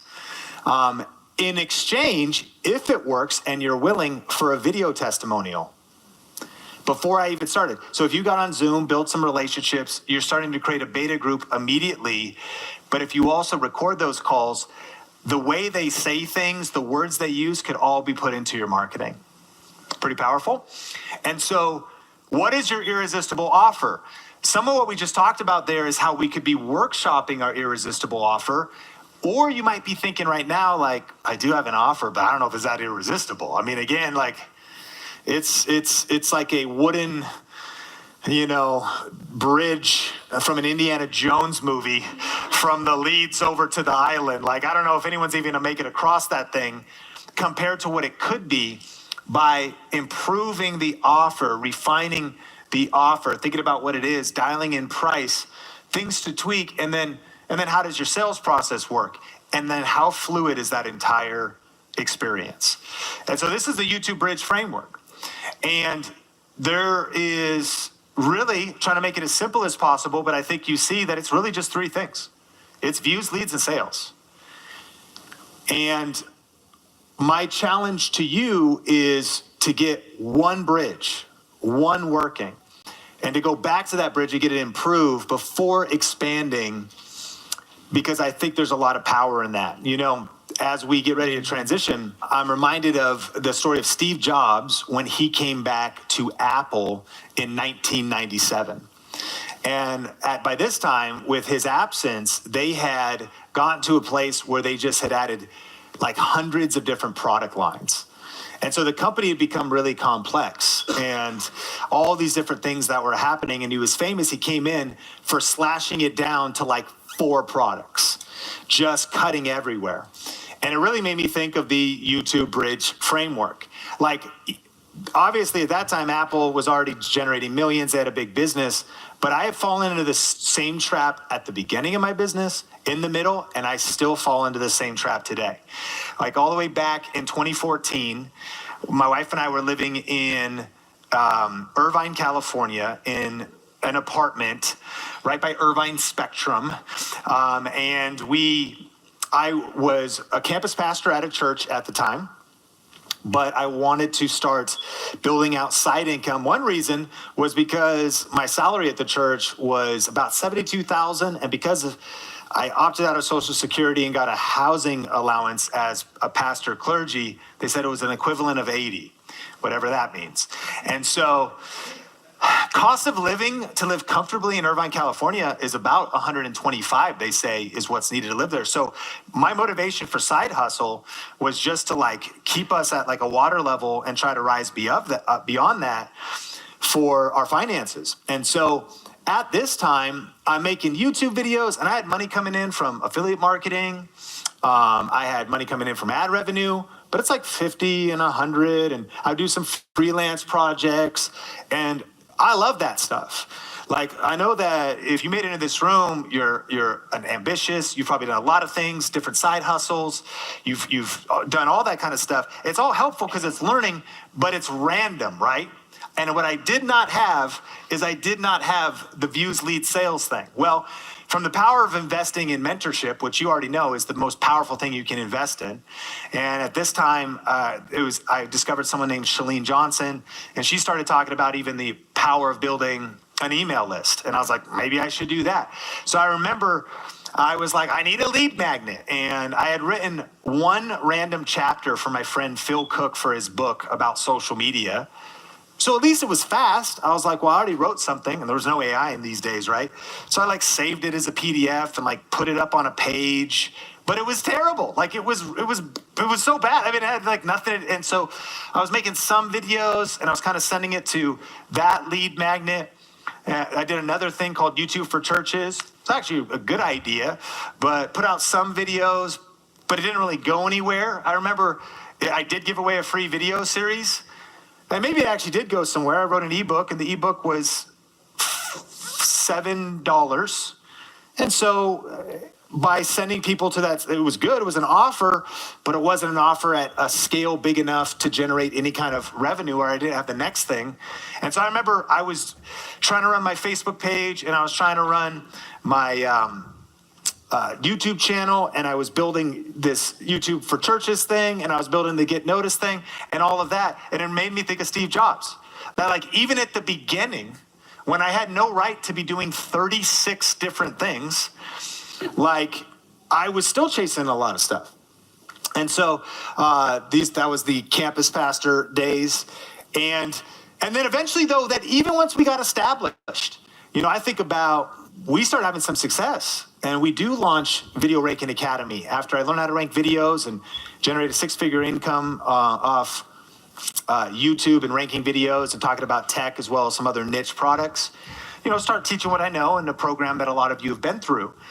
And after a couple years into Video Ranking Academy, we added another program called Inner Circle. Kind of cool. In fact, it got to $25,000 a month. It was a membership program. Now, I'm a small town kid, college dropout. When I thought about making, like, if I hit 6 figures, like, it was the vision I had growing up in Arlington, Washington. And so when we had this $25,000 a month Inner Circle program, and that's how much money was coming in, what I started to realize, though, was that the bridges were hard to maintain, and it was actually a distraction, a $25,000 a month distraction. And sure enough, even though, again, depends on where your business is at, and that's the point of the interaction here, we sunsetted it, we shut it down, and I want to say we maybe done 1,000 or 2 units of VRA previous years up to that. The next year we did 5,000 units of our core offer, of our one bridge. That's over $5 million in revenue of that one offer from actually shutting down the distraction. So if you're at the midpoint in your business, you already have some things going. My challenge to you is, do you need to shut down or slow down, what it is? So here's our goal. You don't need multiple bridges or dozens of offers. What is one complete bridge from views to sales that actually works? One core offer that transforms lives. One clear path that generates sustainable revenue. And you can just screenshot this. I think we've hit it pretty hard. But 12 reasons your business isn't growing. You're building half bridges everywhere. You got views, but they're not turning into business. Your lead magnet puts people to sleep. Your sales process is a maze. You're chasing viral instead of valuable. Your offer isn't irresistible, it's invisible.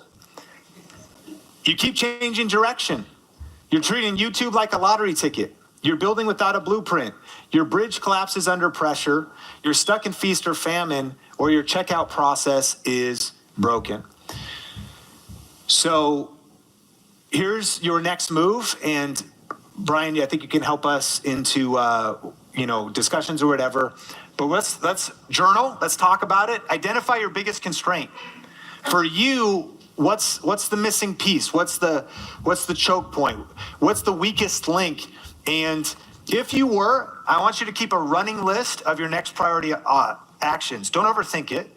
It might change, but be thinking, because you might re-rank them. When I really think about it, the thing I need to fix next is this. So what you just listened to was a recording from one of our recent Think Media Masterminds that happens a few times each year in Las Vegas, where we get together with all of the Think Media coaches and myself to work on your YouTube channel and really your online business. And actually, if you want to learn a little bit more about that, just go to viralvideocoach.com. Those masterminds are a feature, and they're a part of our Video Ranking Academy Accelerator program. And if you go to the website or click the link in the show notes, actually, you're just going to find an application there, because this program isn't right for everybody. But if you're somebody who is serious about your YouTube growth and using YouTube to generate views, leads, and sales for your online business, or you're a creator and you want to figure out how to build a bigger business, you've been chasing views, you've been kind of falling into the trap of getting maybe a lot of views, but really having not a full bank account, then this program might be right for you. And all it is an application. We only work with people that we're a good fit for. So if that sounds interesting to you and you'd love to learn more about our one-on-one coaching program, just go to viralvideocoach.com. youtube.com or click the link in the show notes. Now, if you got value out of today's episode, it means the world if you like, rate, review, or share wherever you watch or listen. Shout out to our audio family on the Think Media podcast. And if you're on YouTube, I'd love to know any questions or feedback that you have in the comment section. My name is Sean Cannell, your guide to building a profitable YouTube channel, and I cannot wait to connect with you in a future episode.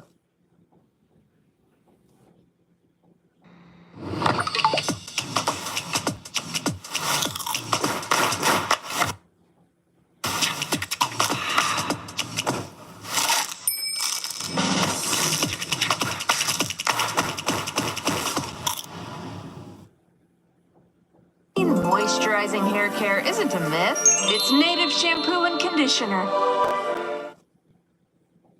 Because you're really not transforming it.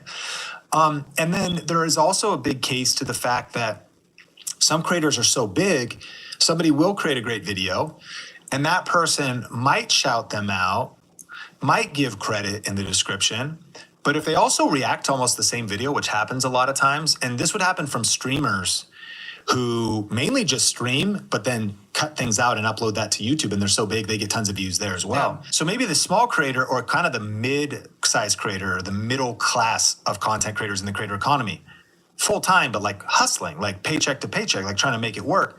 They might get 500,000 views or 1.5 million.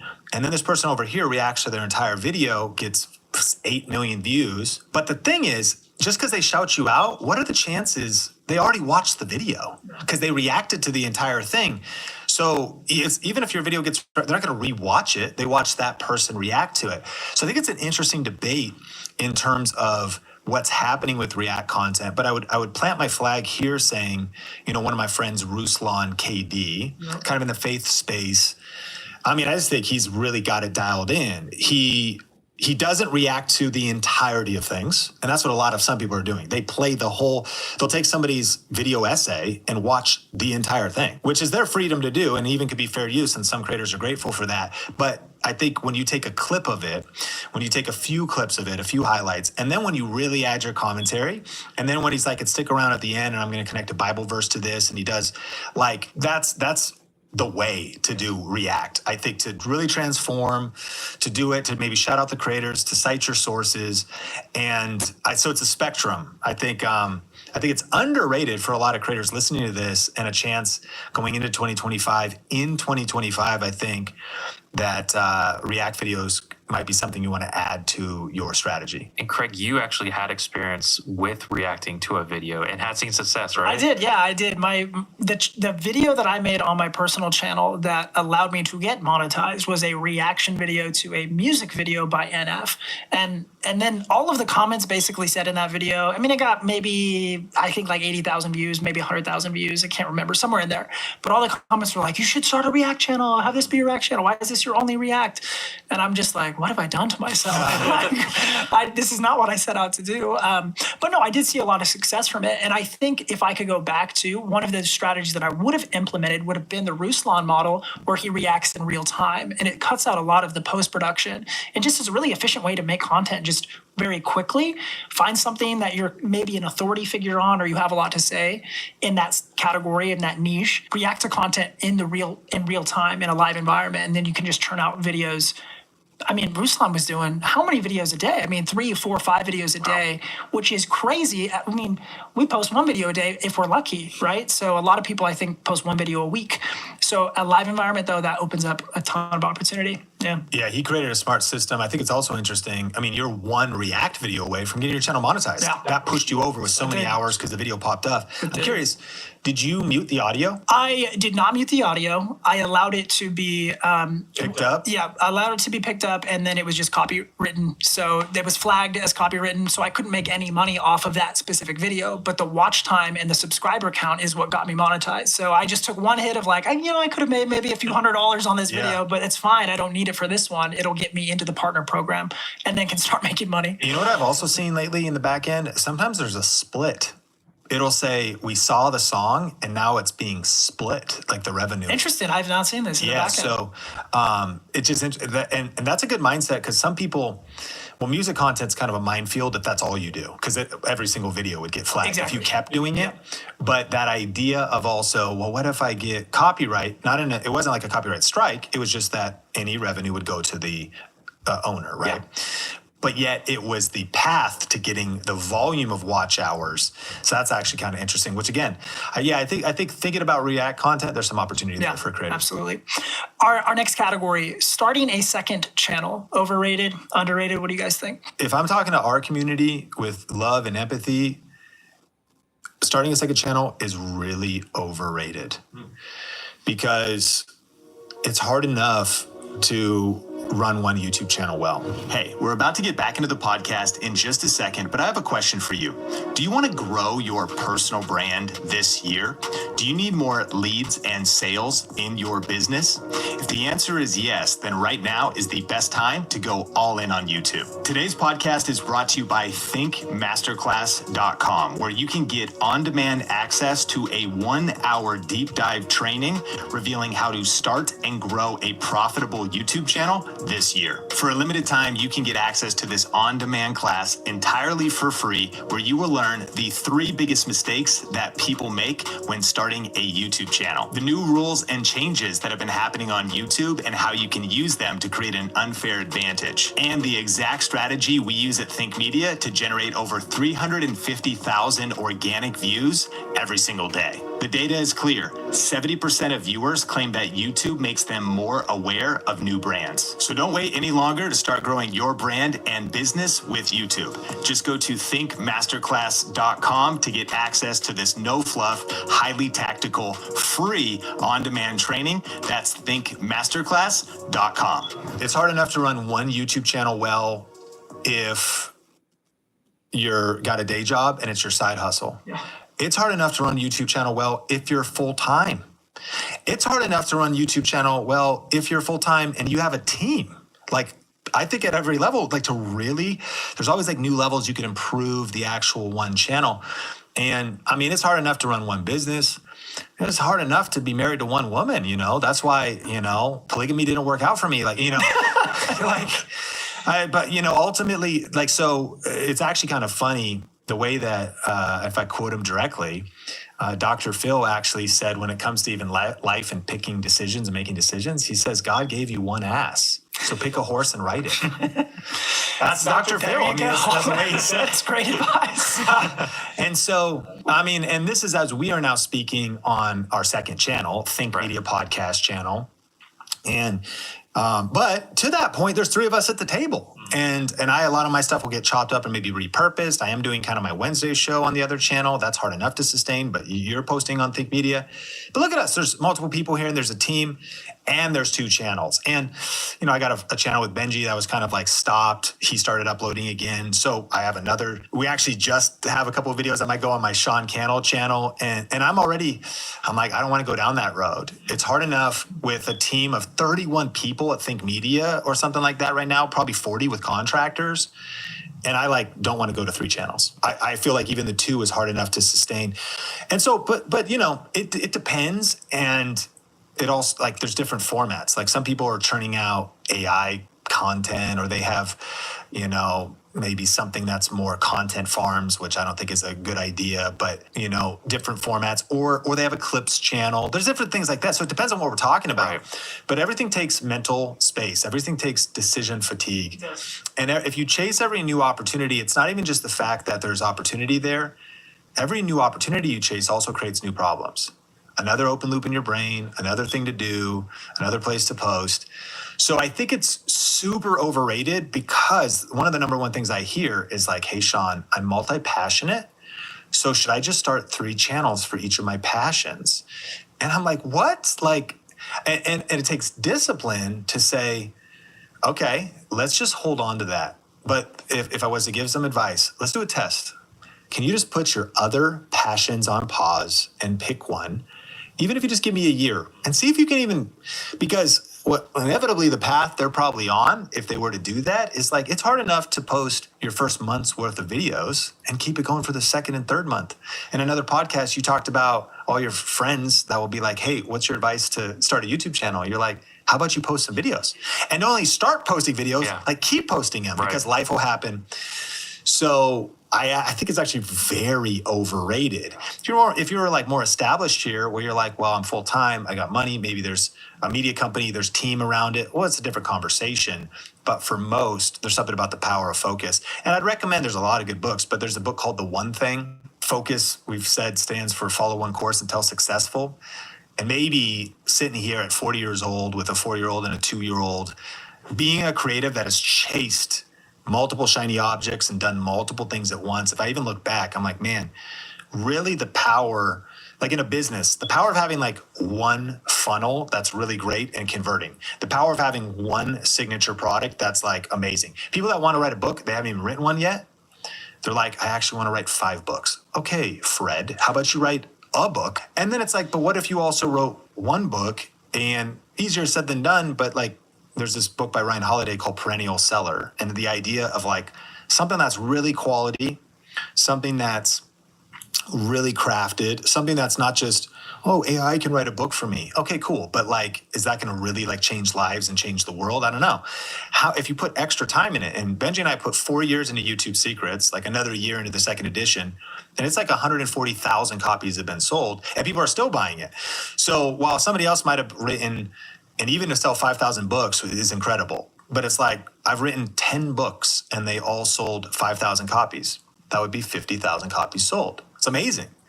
But our one book has tripled that. So that's, I think, the mindset to think about what would happen if you did less better. Yeah. And what would happen with the disciplined pursuit of less to really get focused. Also understanding that I'm not even saying forever. Just do one channel for 1, 2, 3, 4, 5 years maybe, and then use the leverage and momentum you've built off of that one channel financially, subscriber growth and whatever else to maybe launch other projects. But I'm curious your take. I agree with that. I mean, so much of what you just talked about, I agree with. I think as people who are into YouTube, they're probably more creative. They have multi-passions and interests. And I would say to them, again, to have focus for a season, which one of those are you most passionate about, or, you know, have your profit in, and follow that first. But also I do see there's been many channels who end up starting a second channel, whether that's a vlog or more of a personal channel, or whether it's little clips or shorts. I think there is a time for that, but I think ultimately you'll know when it's time for a second channel.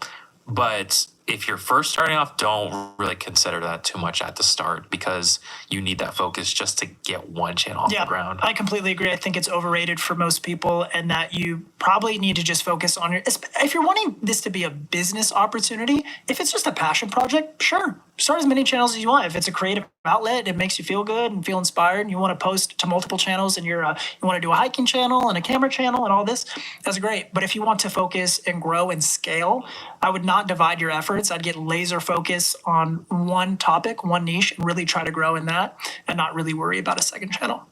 I love that. All right, so the next one we have is podcast. Overrated, underrated. You know, this might be the first time I'm talking about it, but one of the highlights of my career was getting reacted to by PewDiePie. Speaking of react, just recently, just recently, under the title of "Bad YouTube Advice." Now, the only advice I gave in the video, as far as clips, which I think they pulled off of TikTok, was I think I was being interviewed by my friend Travis, and he was like, you know, what's the best way to do YouTube? And I was like, start a video podcast. And he was, and that was what they were. I mean, there might have been some other things. I saw this video actually. Yeah. And I don't know if I was luckily, I actually didn't feel like they were ultimately that critical. And I really didn't even give any YouTube tactical advice or strategy. But it was all like Think Media videos. They were Omar was in there. I think Nolan was in there. A couple other people. I was like, man, and so people were like, what do you think about the PewDiePie video? I was like, I thought it was hilarious. And so, you know, and out in context, I do think that, video podcasting has been a wave. It's not going anywhere. It's only going to get bigger.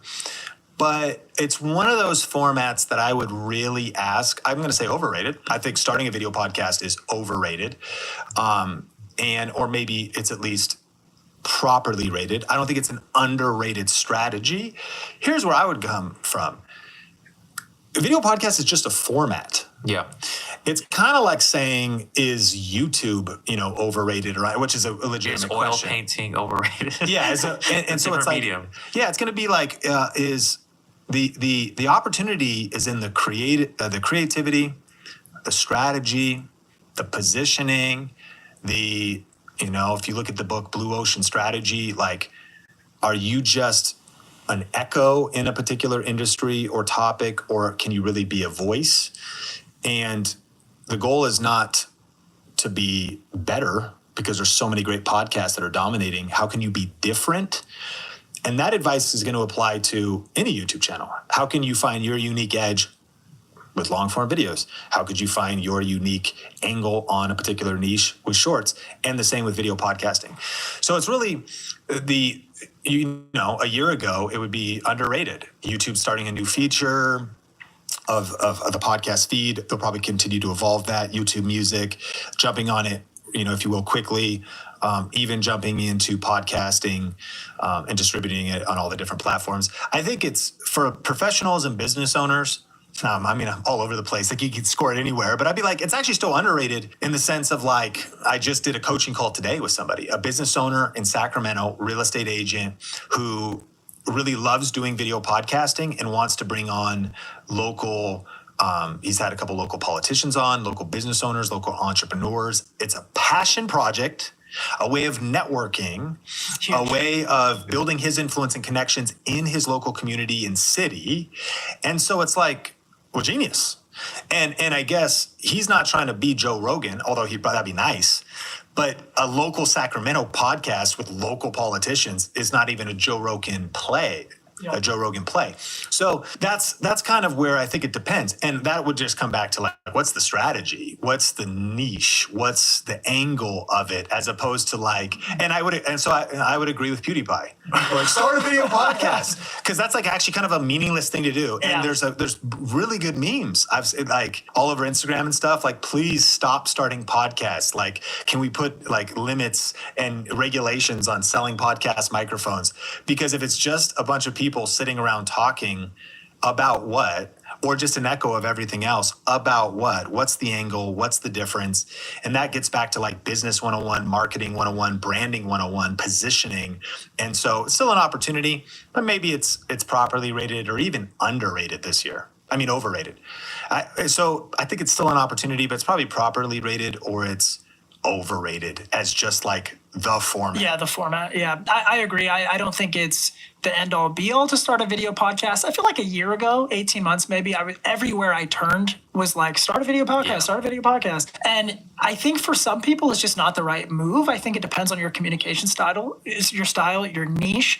I do think, though, I think you hit the nail on the head for business owners and entrepreneurs. It's such a great format to network and leverage what we call OPAs, other people's audiences, and bring on people to your podcast who might not otherwise want to network with you or collaborate with you on something. But if you have a platform for them, even if it's pretty small and modest, they'd still be willing to come on and have a long form conversation for you. So I think it's properly rated.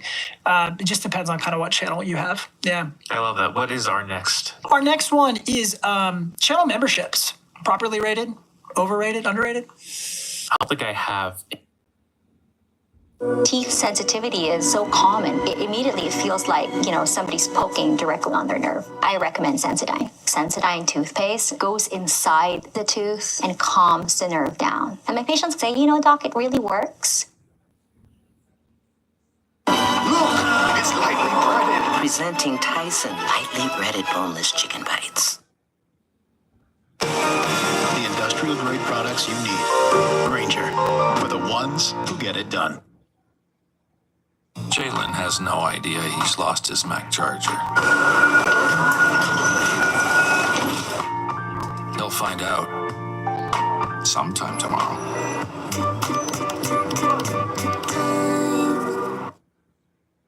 Hundreds of millions of renters on apartments.com. You can get a place rented faster than you can say condo. Bingo. Apartments.com, the place to list a place.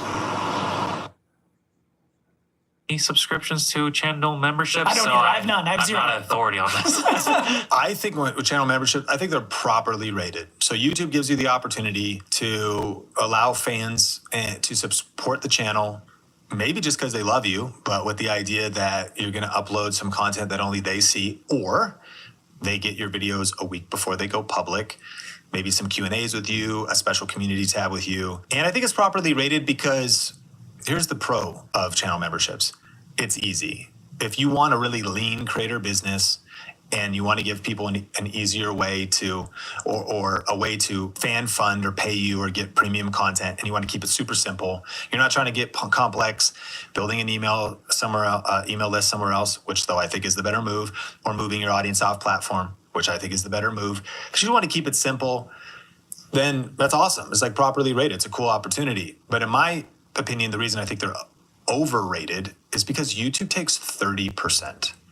That's a lot. That's a big chunk. That's a huge chunk. And I think if you're like, oh, cool, I made 10 grand top line, right? And you're like, so I get to keep 7. You're like, that's kind of cool. But then scale that up. What if your channel memberships grew to 6 figures a year? You'd be paying YouTube $30,000. I guess and the idea is that maybe people join it easier than moving off platform. Yeah. But if you have the influence and ability to build up a membership, essentially, right? Again, if you take them over to Patreon, which is like 12%. Up to, and sometimes a little bit like between 5 and 12, I think it could depend. By the way, then you just are keeping another 18. That's huge. Yeah, it's huge. So on the it's like that tension of like eliminating friction, but also maximizing top line revenue. Like, where do you think in a creator's journey is like, now's the time to make that switch to more of a Patreon subscription or moving your community off platform to your own products? Well, this brings up, do I think even starting a membership is actually overrated for most creators? I think it actually is. Too many creators ask us at Think Media the question of like, what are your biggest tips for the membership I'm starting? And I'm like, you have 700 subscribers and you have 4,645 subscribers. And they start, but I'm like, you're not ready. Like you don't have the super fan momentum yet. And it's not that you don't have super fans. I think there's a lot of kind of smaller to mid-sized creators that go to the work of making this list of promises. And that's my concern. It goes back to the point of focus. They make a list of promises. I will show up for the monthly Q&A. I will do this. I will do that. So that opens up a whole other thing to do. They launch their membership and they get 3 people paying $5 a month. I'm like, that's $15. Yeah. Like, just borrow $15 from your friend. Be like, bro, can I have $15? And don't do that. And then focus on making better videos and some other income streams. So I think, your question was kind of like, where in the creator's journey? I don't know what the exact tipping point is, but what I actually would pencil out, here's how you do it. You pencil out, what is the price of the membership? You could pencil out, what are the fees? What are you promising? What is the likelihood of you hitting a low, medium, or high goal? So is your channel at a level where you think you could kind of build up a launch and get 100 people there? If you were doing really good, maybe out of your audience, 200 or 300 people would be there. And what does that equate to? And really, a lot of creators need to do this. In fact, 99% of creators need to do a time assessment. How much is your time worth? Yeah. Like you working at Think Media, I just told Melissa to do a time assessment. So she's our chief marketing officer, meaning this. She was like, I'm going to go get coffee for you guys or whatever. And I was like, how about we do Uber Eats? And she, and it was like, if we save $12, we tip the person $10. I was like, Melissa, based on your salary, you going and spending 45 minutes to go get coffee, what's the point? Like doing a time assessment. And so if you work at Think Media, and if you're on the clock, I would even want you to be thinking about a time assessment. I mean, it's like, no, I'd much rather I'm just going to drive down to Best Buy. Maybe you need the cable for that day's shoot. Makes sense. You got to drive to Best Buy. But like actually just shoot tomorrow and do Amazon Prime, because if you're on the clock, again, I'm not like micromanaging over here. This is just wisdom. This is more for the solo creator thinking about their time. Dude, you just drove an hour to get there. You waited in line. Like, if anything, maybe it's nice to have the break. I just need a break. I want to drive, listen to some music. Okay, cool. That's a self-awareness thing. But back to a time assessment of as a creator for the stage you're at, how much money, value your time. How much money do I want this channel membership thing to make? And if it's, you could throw it out there. If this thing doesn't bring in $1,000 a month, I don't know if it's worth my time. If it doesn't bring in $500 a month, and I would try to calculate out, and again, if you're like 500 is the number for me, this would be worth doing and more sustainable, keyword, this would be sustainable for $500 a month. Well, then you launch it and you get to 412. Well, cool. But too many people, I think, launch it too soon and they're like, I got my 4 channel members and I got $23, and I'm like, bro, your mom, just be like, Mom, can I get an advance on like a year's worth of $23? She's like, here's $300. Like, stay focused and like call me more. You know what I mean? There's other places you could get $300. In a lot of ways, it's almost like starting a second channel where you're serving an audience of different content, different types of content. Now you're dividing efforts, having to create new content for this specific audience. So it could definitely lead to more stress. I think that's the biggest tension is like, if you're a creator, is it worth your time? All these promises you're making and you will have to fulfill those. But I think there's a format that can work, and Van Neistat is a great outlook on this because he uses Patreon to kind of funnel what ideas he's going to make for his channel. So Van Neistat, brother of Casey Neistat, he does more of these, he calls it like the spirited man. So it's like very deep, and they're just kind of like random, maybe they're vlogs, but they're crafted in a way. But he does the monthly podcast where everyone shows up, but they literally feed him ideas. And I think he has 2 tiers, $5, $10. Last time I checked, he's making 13 grand a month. Yes, but he also is at a tipping point of influence, and where your crowd launching it, you get momentum enough. Yeah. And $1,000, I mean, again, I know people listening to this, of course, $200 could be life-changing. If you could get to 1,000, that's gonna be awesome. If you have a $10,000 a month income stream. But I think the big takeaway here, it's a good theme of the episode. Like, just don't try to do everything at once. Really compound your efforts. Like, find one strategy.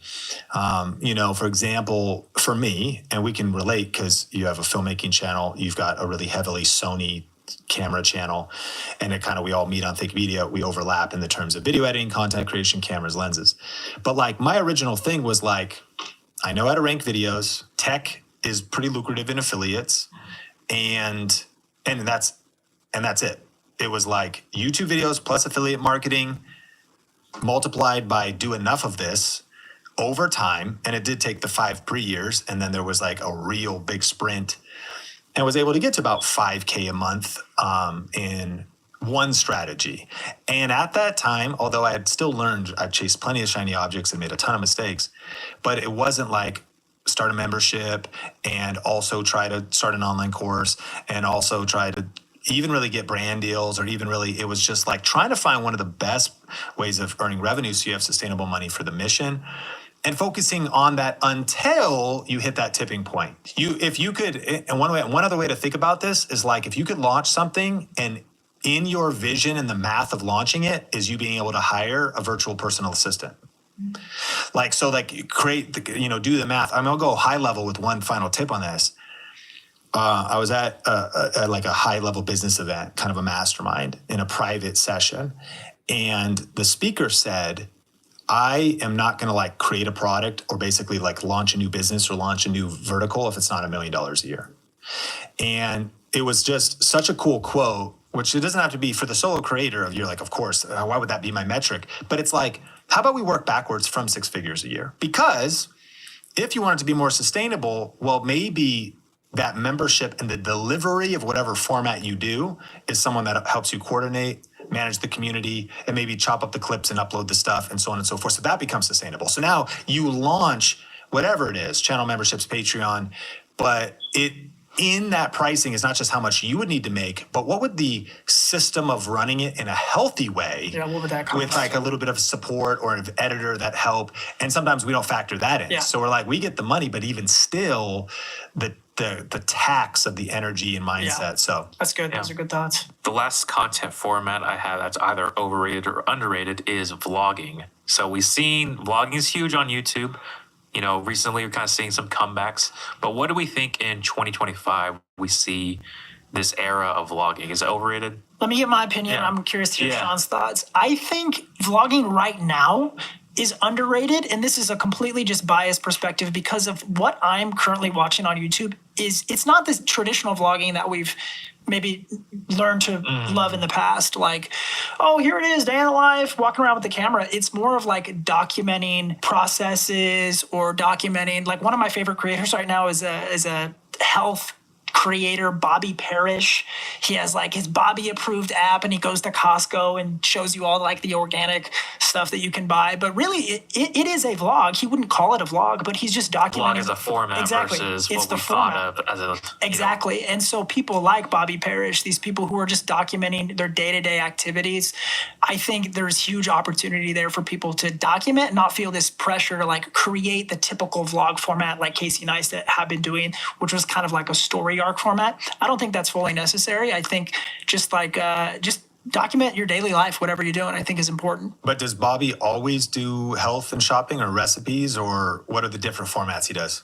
Most of what he does is going to a grocery store, showing you what are the best food items. And he's got his wife there with a little cell phone. He needs the DJI Pocket 3. It's the perfect device for his channel. But it's mostly just like showing you ingredients and what is healthy, what's not healthy. A little bit he does like in his home, where it's more of a talking head style video, but it's very just educational. This is what's in my fridge. Yeah. This is what I'm eating for lunch today. So it's more of that kind of So documentation. focus vlogs. Yeah, it seems like Yeah, it's coming back. themed and focused vlogs. Yes. Does he have any episodes that's also like day in the life? I went skiing. No, none of that. None that I've seen, none that I get recommended. So maybe he does that, but Sure. what's showing up in my feed is none of that. So I would agree with you. I think that there's a new wave of vlogging coming back.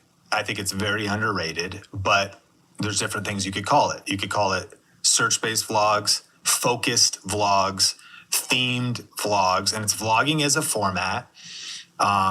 But now you are able, especially with the DJI Pocket 3, hook on a mic, go to a grocery store.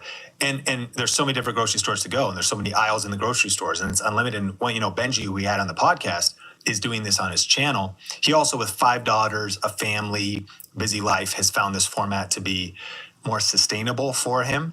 And yes, I think that's underrated. And for him, being able to go to Costco, shopping for multiple kids, shopping, what is business Costco like? He traveled to Japan, and a lot of Costco opportunity. But it's all around the same theme, food. So it's all food, it's all cooking, it's all that kind of stuff. And I think that's where people get tripped up on vlogging. I think that the daily vlog that includes brushing your teeth to, mouthwash at night or something, like, and everything in between, for some, that people still love that if they're fascinated with your day. But I think if you niche it down to where they're value-based vlogs, theme-based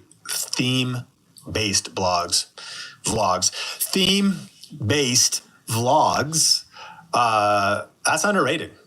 It's great. This is the last one I got. Do you have one more? I have one more All right, so after a you, couple but- more here. This is my last one is YouTube end cards. Overrated, underrated, properly. Properly. YouTube end cards properly rated. And powerful if done well. We saw like there's a masterpiece that Kyle Anderson edited on how to get views on YouTube. Very fast-paced video, incredible edits. And the whole thing was architected to then lead to a video about royalty-free music as the next thing. And the whole last few seconds of this Think Media video, like, really teed up the point of how important that video is. And it was a shorter video. I want to say it was really strong, like 8-minute video or something, over 500,000 views. And it sent crazy amount of traffic to the other video because it got a lot of views. And then that video got a lot of views.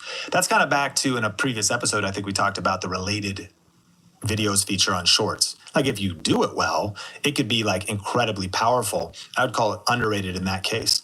But for most of us on the day-to-day, it's like kind of just properly rated. Like, you should do it. You should point to the videos there. I was thinking about a news show that I watched that always says, like, if you want to watch yesterday's, click here. If you want to watch that. And I'm like, I've clicked that. I watched this person for years. I've clicked it 0 times. Yeah. Like, I also usually seek out daily, and if I get behind, I like don't go back. But here's what I'm guessing. This creator gets hundreds of thousands of views, and some episodes really pop.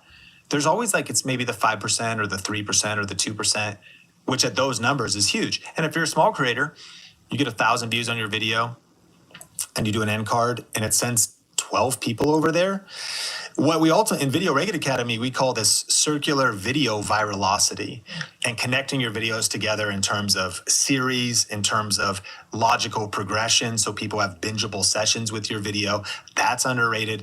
But end of the day, there's not like, oh, I did the right end card and then that went viral. Even the most people's audience retention curve, how many people are even watching at the end?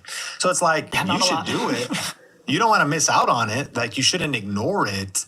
But I think it's properly rated. I don't know. Yeah, I think it's good, especially if if you're implementing right. If you happen to have like a weekly show, sometimes like on a Saturday, it would just autoplay the next video. So I don't know if it's grabbing from the end screen or an autoplay, but I'll just like keep them running, keep them rolling. So I do think it is properly rated as well. I would say for those who are listening, it's like you want to tailor your end screen, and the way we do it, I think media's call out a video, we tell them to watch. So I think that is even more incentive for them to click it. If you cater the video and you're expanding upon that topic, yeah, you feel totally at ease just to go into the next thing. You're already in that group. Everywhere.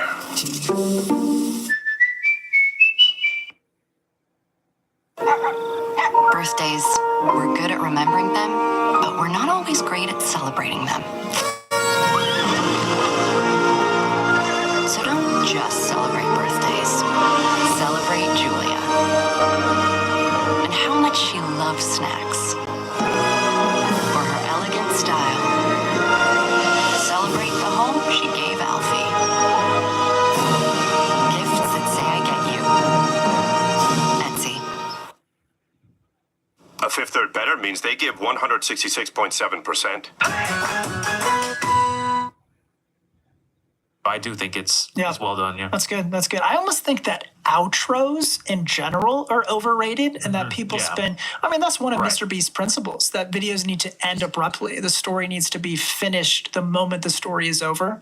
So I think maybe that's one of the things that I would, for myself, want to think through, like, how can we keep people engaged through the outro, and that the end card is a part of that and can still be important, but the outro maybe just gets a little bit too prolonged, and nobody wants to sit there for 39 seconds while you say, that's the wrap of the video. Yeah. Now, if you want to click the end card, I feel like that format might be overrated. Oh, but, it totally is. yeah. And you only have 20 seconds anyways, Of the end card, yeah. Of the end card. And so one option is actually to just, you haven't finished your point, and the final 20 seconds of the video, you shrink down and the end card comes up and you don't even mention it.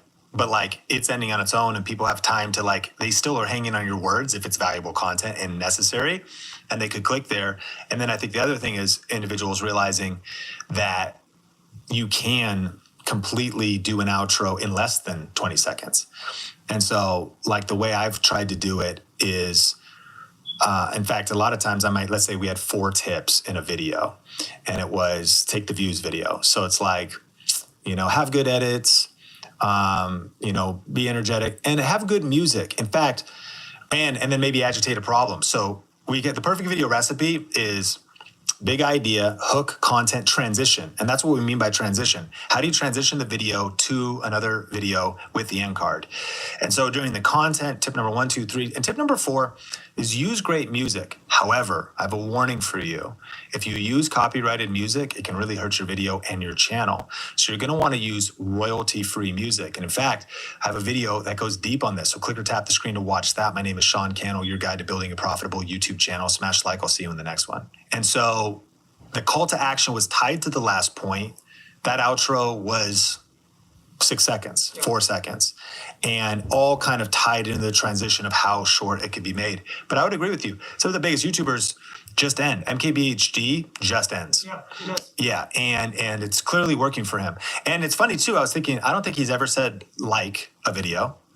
I don't know if he maybe is. I don't think I've heard him say subscribe.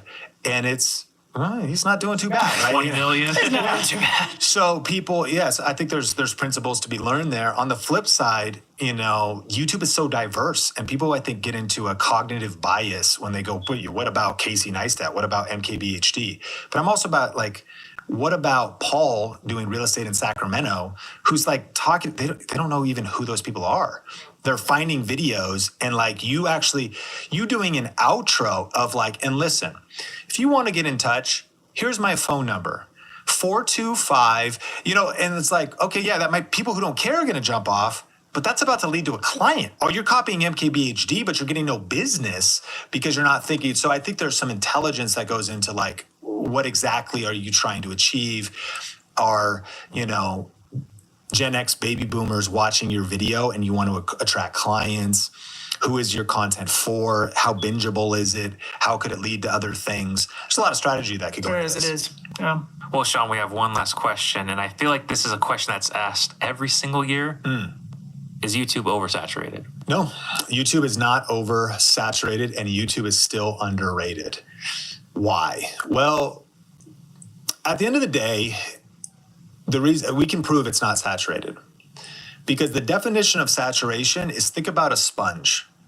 The definition of saturation is when a sponge is so full of liquid that it cannot contain any more. That literally it's maxed out. There is 0% more that the sponge can absorb. So now I have to ask about YouTube.